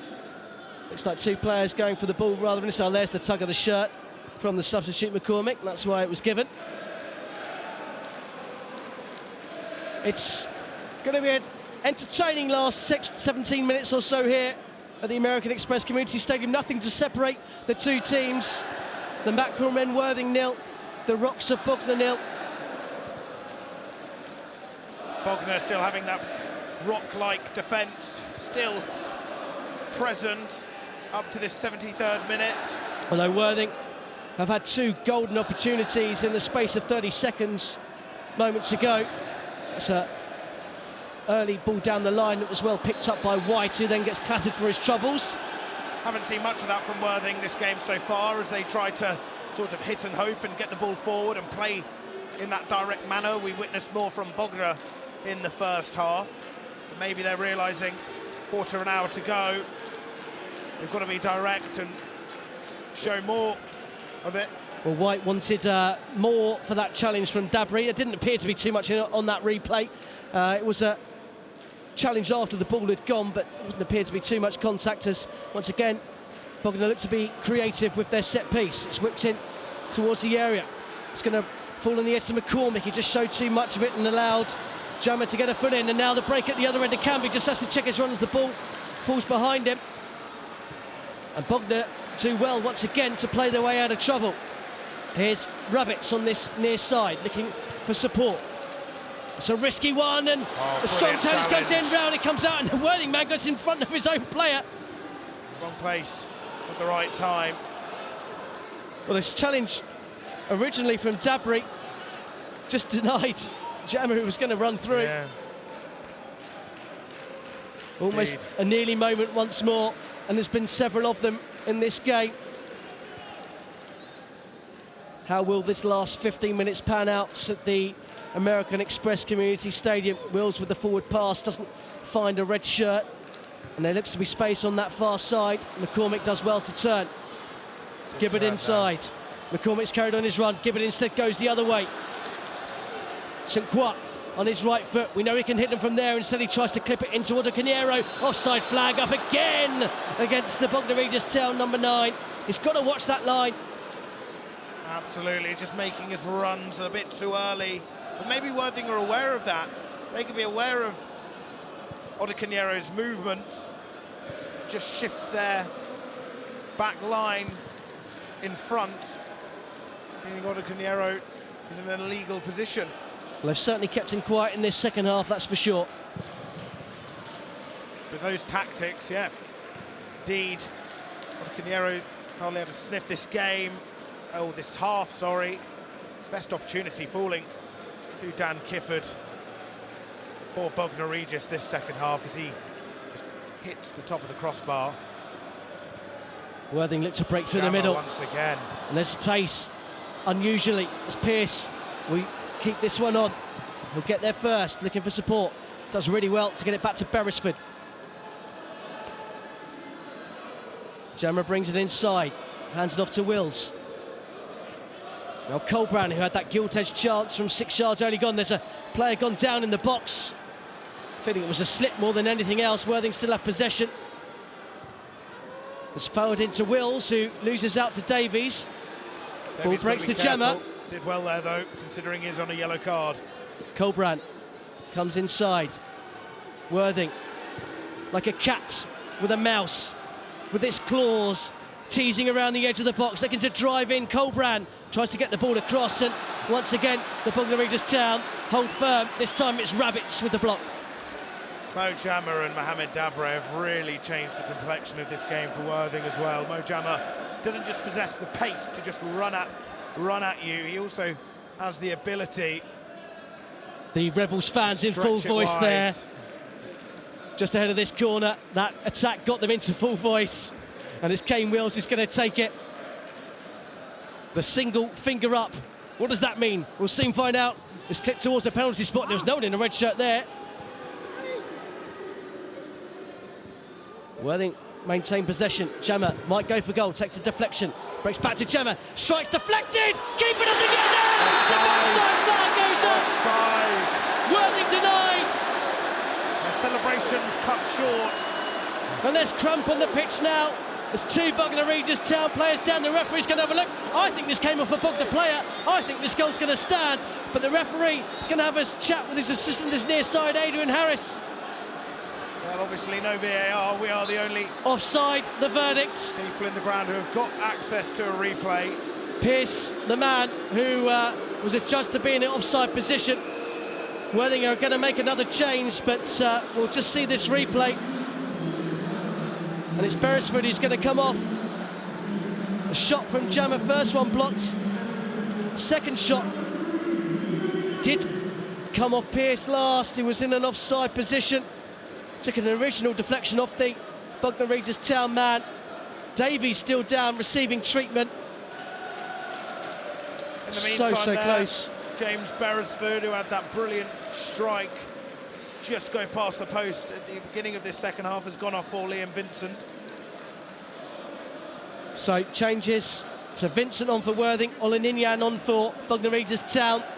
As we are about to enter the final 10 minutes, there's going to be a little bit of added time on now. Still Calvin Davies receiving treatment on the pitch as we reflect on that so nearly moment for Worthing. Denied by the offside flag, a double deflection. The second one off Pearce, who was in an offside position when the shot was hit by Jammer. And it looks like Davies' evening is going to come to an early end as well. That's never nice to see on any occasion, particularly in a cup final. Absolutely, he's been really good in that midfield, apart from getting booked. Well, maybe not. The maybe not. Substitute just being told to sit back down again. Davies is down on this near side. He's got his shorts half up his bottom, getting some spray, and he looks like he's going to come back on. Thankfully, you can't see those pictures. And now Davies is back on the pitch as Black comes in with a strong challenge, and the chase is on for Odicaniero. Racine once again across to cover. Tillman high into the Falmorer. Worthing 0, Bognor Regis town 0 in the Sussex County Cup final at the American Express Community Stadium, and that's an almost brilliant ball through for Odicaniero. He did well there. Nice idea. And here's Vincent's first involvement. He gets clattered off the ball. That had to be a free kick, but the referee weighs advantage. And Bognor Regis town looks to bring an attack. Odicaniero still down. That's a shocking slide, but play goes on. clipped towards the box. There's no one in a white shirt there, easily claimed and gathered by Tillman. And there's still a Bognor Regis Town player down. It's Odiganyero on that far side. It's all happening here. Wills with space in the middle of the park. It can become short. Pearce wants it through the middle. Run. I feel he Even better challenge. I feel he just straight offside, but play still goes on. Vincent's won the ball back. He gets caught late. Goal kick given. I thought he'd run away with the ball. Right decision there. It wasn't meet to challenge, but it was a fair one. And a word of praise must go to the referee, Adrian Harris. He's kept this game, which could have exploded, really under control. He's been authoritative when he's needed to be. As we just see that brilliant challenge once more from Cameron Black. Brilliant defender, Cameron Black. Bognor so far been exceptional in defence. Only after that Ollie Pearce free kick did they seem troubled. Vincent still struggling from the effects of that challenge on him. Finally back on his feet. We'll resume with a goal kick. But once again, a few more minutes later, maybe. We are in the era where no one wants to take a risk, no one wants to lose the game in the final 7 minutes, and penalties might be the hanging inevitability that befalls us. As Black wins the ball in the air again. There's a bit of head tennis going on. McCormick eventually comes up with the goods for Bognor Regis Town. Ball down the line, flicked into the middle, and that's dangerous when you've got someone like Odiganyero lurking. Racine taking no risk, hacks it out. It's Worthing who received the throw-in. 7 minutes to go. You can't call this one either way. You really can't. You do think when it comes to this stage, penalties are going to be the result of this game. Bognor Regis do have a good record of penalty shootouts this season. Two they faced. They beat Lewis in the FA Trophy back in November at the Dripping Pan, and of course beat Brighton at Culver Road in the semi-final to get here. So they would favour themselves on the spot kicks, with the nerves growing. As Bognor are going to make a change. It's the end of Sander Kwa's evening. He's been good, Sander Kwa. He's been replaced by Ollie Inyan. Isaac Olinian as well, very good player, quick on the wing, something And for the fullbacks to think about. A foul throw at this stage of the game, not something we usually see at any level of the game. Certainly not in a cup final with 6 minutes to go and things evenly poised, with Worthing 0, Bognor Regis Town 0 here at the American Express Community Stadium. Worthing from the National League South missed out on the playoff final. Defeat to Oxford on Sunday. Bognor Regis Town, a 3-week holiday following their end of season finale, which saw them finish 14th in the Isthmian Premier League. You wouldn't know there were 33 places, did you say before, between the two teams? 32 places separate these two sides. In fact, last year in the league, they cancelled each other out, both with a goal difference of 2 to the winner. And there's Ollie Inyan getting involved first away. He likes to get involved in a challenge. Already he looks like a breath of fresh air for Bognor, and here he is, the substitute. Just struggled to get the ball underway, just momentarily halted that attack, but he's showing his pace now on the outside, looking to get beyond this Worthing backline. But that's excellent covering defending, you have to say. Vincent has shown his quality since coming on from a defensive point of view. But here Bognor win the ball high again. McCormick. Olinian, it's Kilford. Trying to find Kilford, good cut out there once again. Kane Wills, one of the players of the match, I'd say, in this game. Subtle, but effective. Can either team muster up the strength, the courage to find an opportunity to maybe win this game in normal time? Just under 5 minutes to go at the Sussex Community Stadium. Worthing 0, Bognor Regis Town 0. And here's space on this near side. Colbrand up from the back. Colbrand looking to pass the air. It's down. That's going to be a penalty. Like the referee waves him up. Unbelievable. That is controversial, Dean. It was Miles Meekham's. I apologise. Not. It was a push. how the assistant on this near side, we are looking square on this. That is a nailed-on penalty. Miles comes into the box, he's clearly shoved. It was outside the box, to be fair. Should have been a free kick at least, but how a penalty wasn't given or a free kick wasn't given, I can't understand it. The word stonewaller comes to mind, Dean. He's had a brilliant game, the referee. Managed to calm tensions down when they've risen. He's managed to keep good control over the players and not let things get out of hand. But Dean, that is a penalty all day long. It was a shove. Not even a foot was in there. It was hands. Well, I think more importantly, it's the referee, the assistant on this near side is barely 10 foot away from the incident. Right in front of him. He has to see it. He has to give it. He has to have that strength of composure, that confidence to put his flag up and give the decision.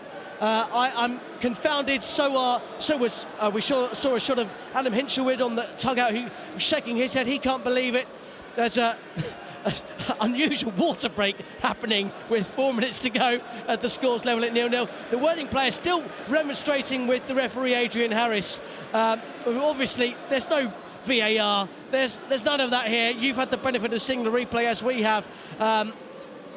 For me, I feel there's no other decision. It has to be a penalty. We're going to see it once more. Miles Meekham's going into the box. There's a shove. It's outside the area. It should have been a free kick, to be fair. Not a penalty, but how a decision can't be made, it beggars belief. But there we are. We live and die by the rules of the pitch. It stays on the pitch, and Worthing have to regroup and find a way to recover. And Bognor Regis Town, they've got their bit of due luck. Absolutely. I think sometimes fourth officials and referees may be a bit more tentative and cautious to give a strong decision one way or the other, especially in the late moments of the game. They may not want to have that pressure of making a decision or being the judge of a decision. Well, it's a big call to make so late in the game with so much on the line. As Roland kicks it over halfway. Sorry there, Ollie. No, don't worry, Dean. He decided to keep his flag down, which Bognor will be chuffed with, but Worthing will probably use that as something to mention in their post-match interview, regardless of how this game goes. There's a turn from Gemma, the run through. There's a chance. There's Dabry. He's on his own into the box. He tries towards the air. That's brilliant defending. Excellent as it can be, sorry. Brilliant defending, brilliant covering. Coming from full-back position, Joe Rabbits across to cover. Excellent siding challenge, and he had to get it right, or that would have been a penalty. Final execution there once again, though, Dean. We've seen that a lot this game. Players just taking one too many touches. He should have struck that just a second before, and he'd have had far more of an angle to shoot at, and he wouldn't have had the white shirt as close to him as he did when he took the shot, which obviously meant the player blocked it, giving away the corner. So that's the thing for me this evening. The decision-making's just been that second just too late. Corner whips in for a visit to the near post. Keeper goes down. He had a slip there. Thankfully for him, the ball went nowhere near the goal. That's really strong from McCormick. Great use of his body there from Kilford. And a free kick given. We enter the 90th minute, Dean. That is such brilliant play.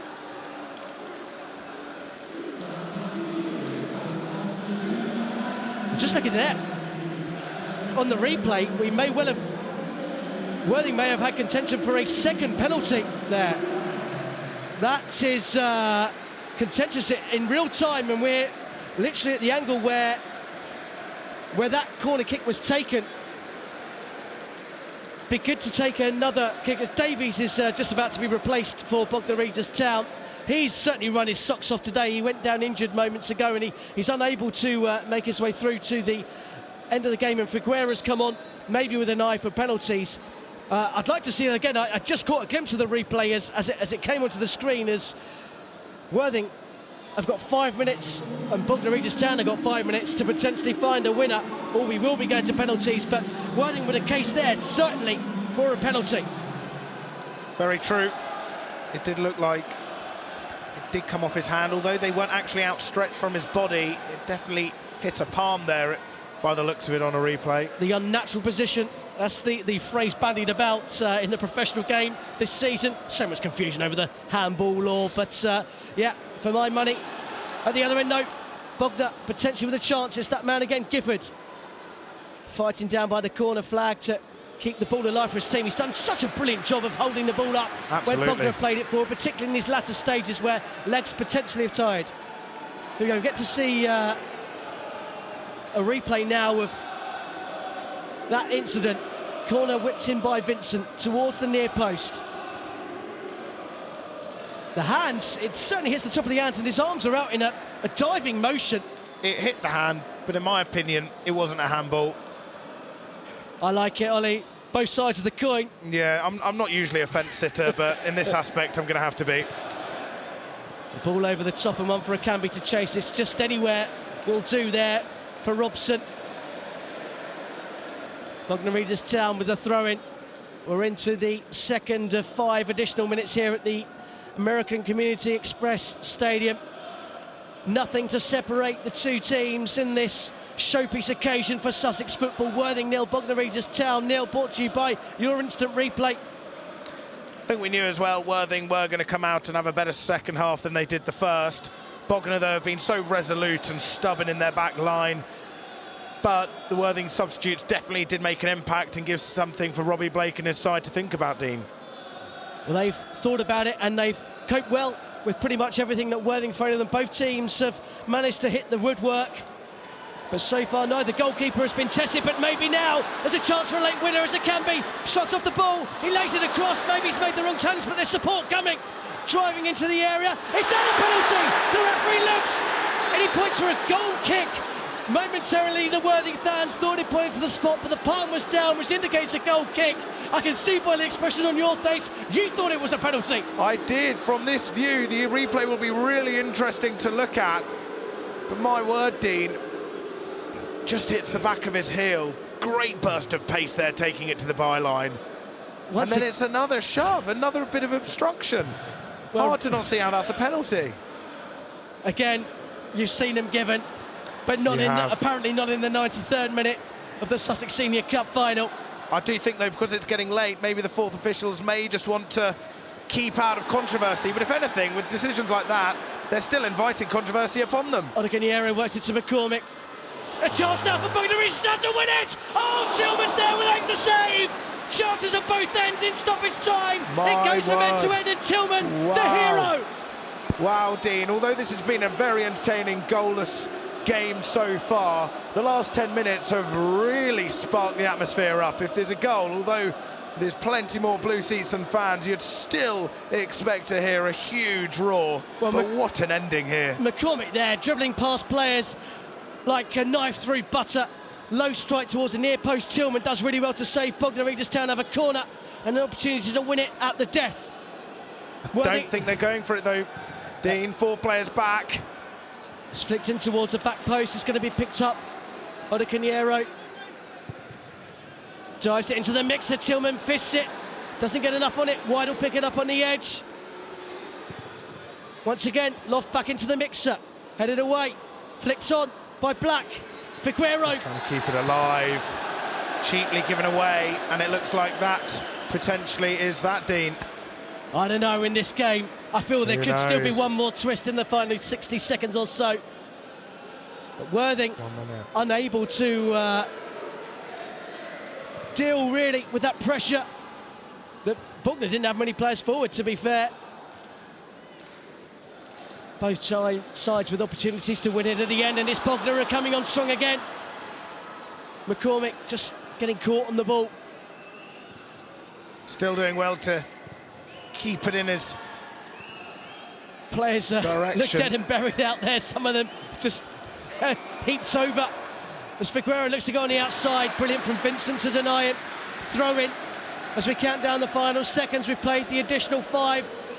We're now in the lap of the gods. The referee's whistle and a chance for one final. Bognor Regis Town attack. It's a deep cross. It's a long cross. It's straight out of play. And that's the last act of the game in this Sussex County Cup final. It's finished. Worthing 0, Bognor Regis Town 0. It's been a game for Livingston. It's been a game that's suddenly become a bit controversial.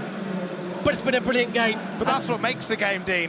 Having that controversy, regardless whether it's on a TV screen, in VAR or via humans, the controversy makes it. But for me, that was an exceptional 0-0 game. The quality was there. I think both teams dealt with it played with the ball ever so well, especially down the wings. Bognor played out of their skins. Well, the handshakes from all teams. It's been played with the right spirit. It's been feisty at times, it's been spicy at times, but it's been played in fair spirits. Handshakes all round. But we're going to finish the game with the lottery of a penalty shootout. Everyone but the fans of both these sides do love a penalty shootout. And there you just see that Adam Hinshaw were just remonstrating with the referee about the lack of award of, well, from probably his point of view, 3 penalty decisions that haven't gone his way, although he may not many players claimed the handball, to be fair. That's probably the most stonewall out of the 3. The first one outside the box, the last one, shoulder barge, you've seen him given, you haven't seen him given. That late in the game, the referee certainly wasn't going to point to the spots. We now see these two teams with an excellent record from the 12-yard spots in this competition so far.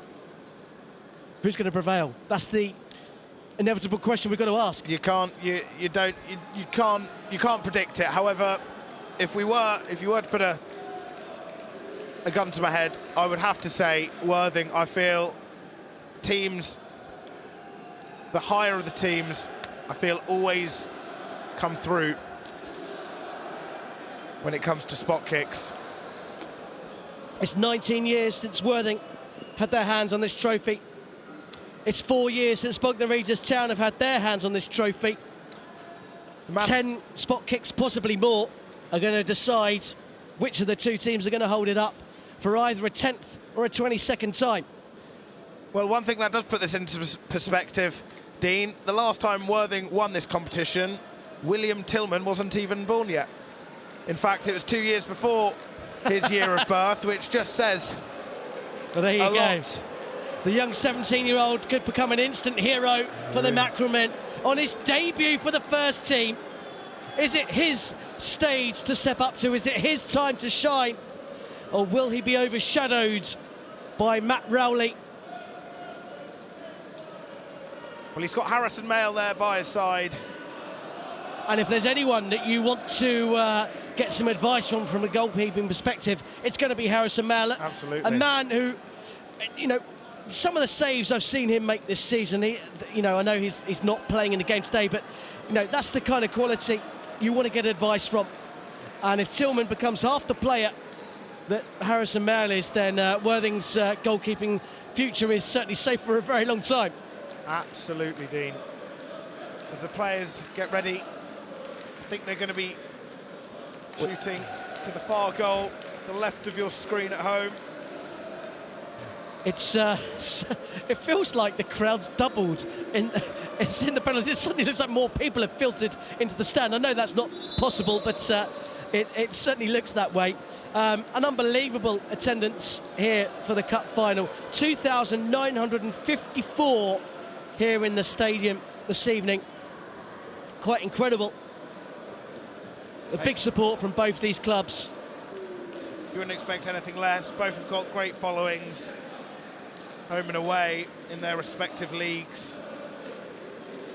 And this has given something for Bognor fans to look forward to. Although their season, they never really flirted with relegation. I suppose their second half of the season, where they really did start to having consistent form, competitions like this could really keep a side's season alive and spark energy into the campaign when there may not be so much in the league itself. Well, the penalties, as you rightly predicted, are going to be taken over to the left-hand side of the stadium, as far away from us as it could possibly be. And you notice the fans, and this is one of the nice things about non-league football, the fans congregating themselves ever so close, moving the seats to get a better vantage point. Absolutely. Ollie Pearce scored 3 times in this competition, once against Crowborough in the quarters and 2 against Lancing. Pearce against Crowley. Worthing to take the early advantage and saved by Matt Rowley, diving full stretch to his right. Advantage Bognor Regis, 1 penalty down. It's still goalless between the two teams. Great save, Matt Rowley there, guesses the right way. Still had some good height on it though from Ollie Pearce. But it wasn't right into the roof of the net. Matt Rowley still had to stretch out his left hand. Seeing it on replay, it was really central to the goalkeeper. Pearce will be disappointed with himself on that one. Keeper didn't have to do too much, but he had to do enough, and he did enough. And now it's the Bognor Regis Town goals talisman, Nathan Odekaniero from 12 yards to give Bognor Regis Town the advantage in the penalty shootout. Odekaniero into the corner. Coolly does it from the Bognor Regis Town number 9. Worthing 0, Bognor 1 in the penalty shootout. Calmness personified from Odekaniero. Same as Pearce, same way as Worthing's number 10. Worthing's goalkeeper going the opposite way to Matt Rowley, who's now up against Joel Colbrand, who missed that gilt-edged opportunity from 6 yards when he blazed over the top. Will that be playing on his mind? Would it be playing on his mind that Rowley's already saved 1 penalty? Pressure on the Worthing number 2. Makes no mistake, keeper goes the wrong way. We're level to get up, one apiece. Rights his wrongs there, Joel Colbrand, with his favoured foot, smashing it into the left centre of the goal. Now Dan Gifford, who's had a great game, hasn't he, Dean? He certainly has, particularly towards the end of the game where he's had to hold the game up for his team. He's having a few words with Tillman. Bit of jabbering before the game, and it's into the roof of the net. The keeper dived, was never going to get there. And a little pat on the head of Tillman as well. Bognor Regis Town, 2-1 up. 2 penalties taken each, and now the responsibility is going to fall on Kane Wills as we see a replay of this smashing penalty from Dan Gifford. Great strike that, forever rising. For a brief moment you thought it could have gone over, but when it just, you see it hit the centre of the roof of the net, brilliant pen. Wills with a short run up, side foot into the net. Every Worthing player going to their left. Now the substitute, Olinian, won't have the warmest of legs out of all the players on the pitch. Sometimes that can hinder you in a penalty shootout. Kane Wills showing calm composure, and his team are under pressure and needing him to come up with the goods. How will Isaac Olinian get on? Takes the shuffle to the side, a little shuffle step, and that is a perfect penalty into the corner. Nothing Tillman could do about it. He needed about another foot on his hands if he was going to get anything on that. Brilliant height there from Olinian. Tillman guessing the right way. Brilliant penalty, Worthing 2, Bognor Regis Town 3. Pressure here. It's Ibia Canby. Felt he should have had a penalty towards the end of the game. Now he's got to score from 12 yards, a really short run up from him. Oh, off the other side of the bar. That is the cheekiest penalty I think I've ever seen. So relaxed, so calm, and such perfection. Honestly, Dean, it felt like it took multiple rebounds from top to bottom before it even hit the back of the net. How often do you see that? Off the underside of the bar, bounced on the line, off the underside of the bar and in. Worthing just about still alive. Now Craig Robson to put Bognor 1 spot away from winning this competition. Robson, purposeful and into the corner, just had too much power. Tillman went the right way, couldn't get near it. Worthing 3, Bognor Regis Town 4, 1 penalty left. It's sudden death. Now Vincent has to score. One thing we can notice from our view, Dean, the tall figure of Rowley. He really does cover that goal, which would be so intimidating for a player like Vincent to come up and know you've got to hit the ball past him. When they're covering that goal, their arms up like his are now, makes it seem even unlikely for Vincent. Vincent straight low down the middle, the keeper dived, he stood still, would have had an easy save, but it does come down to this final penalty. Worthing have done their bit, Vincent's done his bit to keep his side in it. Waited for the keeper to move, fired it down the middle. It does seem, Dean, it's a bit of a banker to go down the middle. Every time you see a penalty shootout, you always think, why didn't you go down the middle? Of course. McCormick now with a chance to become a hero and etch his name into Bognor folklore. McCormick against Tillman to win it over the top! Over the top from McCormick! Wow. Suddenly the Worthing fans have found their voice. McCormick lost his composure at the vital moment to win it for his team. That's devastating for the substitute Joshua McCormick. You just see the red shirts rise up to the left of all the green on that West Stand in front of us, Dean. Well, so many twists and turns. I thought that was going to be it, but now Mo Jummer has to score to... we're in sudden death. 4 apiece after 10. It's Jummer, the stutter, the step, the cypher into the corner.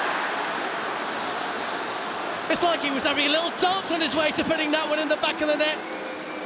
He was having a dance when he came on the pitch. He was brilliant when he was substituted on by Hinchelwood. And just as I was saying, players should go down the middle. Rowley, in fact, adopted that mindset. Stayed down the middle, allowing Jammer to do that little shimmy. Gave him the eyes. Slot it to the right. Gave him the eyes. He was completely wrong-footed, the goalkeeper. Well, how much pressure on Figuera? Only just came on before the end of the 90. Figuera to keep Bognor in it, and he does. Low into the corner. 5 apiece, 6 penalties played. We continue. Entertaining 90 minutes. Even more entertaining penalty shootout, Dean. Well, that was not quite in the corner, but underneath the goalkeeper. Figuera doing his bit. It's Miles Meekham's. He's just having a little conversation about where the ball was placed. Meekham's in the same place once again. Low, hard penalties. Now Josh Dockerill had a good game at full-back. Integral in that part of play, passage of play we saw from Bognor just before Dan Gifford struck the top of the crossbar. Dockerill just pats the ball as he puts it down. Doesn't look confident as he steps up to take this. Dockerill for Bognor Regis Town. The keeper just momentarily looked like he was going to get there, but it was a perfect penalty into the corner. And we are level once more. Worthing 6, Bognor Regis Town 6. It just looked with that breath that the confidence wasn't quite there, but how wrong was I? That is the perfect penalty into the side of the net, just kissing the post. Tillman will be frustrated with himself there, just not being able to save it, although it was a precise penalty. If Tillman was a couple inches taller, he'd have saved that. Mo Dabry with the long run up, the stutter into the top corner. Suddenly Worthing have found their penalty form. They've hit some stunning penalties in this shootout. Well, those two substitutes, Jammer and Dabra, came on and really changed the complexion of the game for Worthing. And there you see they're oozing with confidence. Little shimmies, the dances, before they strike and hit 2 brilliant penalties against Matt Rowley. Well, one fullback scored, and Josh Dockerill. Now it's Joe Rabbitt's turn. I'd say the 2 fullbacks have been brilliant for Bognor Regis Town. The whole back line, the whole 11 and subs have been brilliant for Bognor Regis Town. It's Rabbits with a run-up from the edge of the area. He meets business. Sends the keeper the wrong way. 7 apiece. Wow, you were wrong to say we're going to now see 10 penalties, Dean. Absolutely. 16 and counting. It's brilliant. Nothing really can truly separate these 2 teams, it looks like. And I like that in the end. Rabbit's just getting the fans behind him. It's the chance of Joe Wright, the Worthing centre-back, into the top corner. That is unbelievable confidence to hit that penalty at this stage with that pressure. He had a great game in centre-back Rye up against Odiconiero, had a lot to deal with and dealt with him well in that first half. With a boozer ringing out from the Worthing fans, it's the Bognor Regis Town skipper Harvey White who's going to step up to level things. It's Worthing 8, Bognor Regis Town 7. It's the skipper stepping up from 12 yards. White, low save, Zamanero, Worthing have won the county cup. Can you believe it? What scenes we have here, Dean. 17-year-old squad due to 2 keepers ahead of him unable to play. That's what's so magical about this game, seeing stories like that, but this story is about Worthing. They finally get that Sussex Look at Cup them now, just celebrating victory. around him. They're celebrating around him. They're absolutely enthralled for the youngster. There's a little bit of words from some of the Bognor players towards Tillman. Whilst the shootout was going on, he's the man that's come out with the last laugh, with the winning penalty save. Harvey White didn't hit that penalty with much conviction, to be fair, but you still got to save it. You still got to guess the right way. Absolutely, we've seen it in this penalty shootout already. If the keeper had guessed the right way, it would have been saved with ease. And that time, it was proved to be the case by youngster William Tillman. And although it's commiserations to Bognor, they played a fantastic game, were arguably the better of the 2. Actually, in fact, they were the better of the 2 throughout the 90 minutes. Well, that's look what at happens. Tillman getting his congratulations from both sides, even from the Bognor Regis Town fans who are applauding their team's efforts, as they should do. It's been a cup final that has been played in brilliant spirit. Bognor Regis Town, certainly in the first half, they were the dominant force. The second half, a bit more even. Chances at both ends, some controversy towards the end. The lottery of the penalties fell Worthing's way. Bognor had the chance to win it, don't forget. The last penalty blazed over the top. At the end is Tillman, who's the hero, who's getting the plaudits on his debut. Worthing have won, and there's the embrace with his manager. Look what it means to him. Look what it means to his manager. So good to see from Hinchelwood and Tillman. Joel Colbrand was saying how influential Hinchelwood is in the dressing room, how he makes all the players hungry and desire and just bolsters their desire to win. And he's done that with Tillman. And seeing those 2 come up to each other after the game is great to see, between an experienced man-manager and a youngster in William Tillman, who, as we said, wasn't even born when Worthing last lifted the trophy they're about to lift any moment from now. Well, as we see shots of the Worthing manager, Adam Hinchelwood, who maintains his success as Worthing manager. Title last year, cup win this year. The Worthing fans go over, sorry, the Worthing players go to celebrate with the fans, who are congregating over. You can see the huddle dispersing to the front row. Absolutely, they want to get their moment with their team, revel in the glory that is winning the Sussex County Cup. A quite epic final. Someone had to win it, and it's only fitting the story of the day. Young 17-year-olds, William Tillman coming up with the good to deny Harvey White, and sends the team that have travelled 13 miles up the road along the coast, probably a bit more because we're in Falmouth, not Brighton, away with the Sussex County Cup. You can see what it means to the fans there in the crowds. It was not meant to be their 10th this evening. Bognor Worthing get their 22nd success in this competition since its birth in 1886.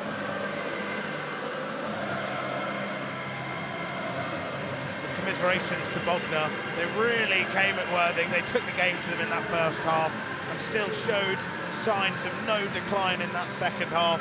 But it's the substitutions that really changed the game for Worthing, wasn't it, Dean? Yeah, I couldn't agree more.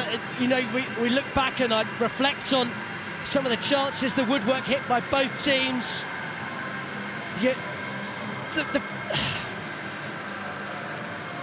Nothing could separate them. I think Bognor's game plan was brilliant from the outset. They set out to frustrate Worthing. They started to tire, as you'd expect, and here is that winning save. Let's just relive that moment one more time. Tillman's happy memory will take for him for a very long time. It's actually not as bad a penalty as it looked in real time. It was going in the corner. Tillman dived well. It wasn't quite the power and conviction on it, but it's a brilliant save from Tillman. As the chant rings out, he's one of our own. Matthew Tillman is one of our own. And he certainly is the youngster come up from the youth team, playing his first start here for Worthing, and there he is, high on the shoulders. That's great to see. Brilliant scenes at the American Express Community Stadium. very shortly we'll see the medals presented to both teams. Of course, the presentation also for the officials. They get their reward for coming in, and on the whole, the officiating was good. You know, Adrian Harris kept a lid on the game. He managed it well. There's a couple of key decisions that, well, if me and you couldn't agree on them, then what chance does the referee have? Potential penalty decisions could have gone Worthing's way. They didn't. The irony is the game settled on penalties. Exactly, and Worthing got it. And they did ultimately come up good. You did call Worthing to win the penalty shootout in the end. Call me mystical.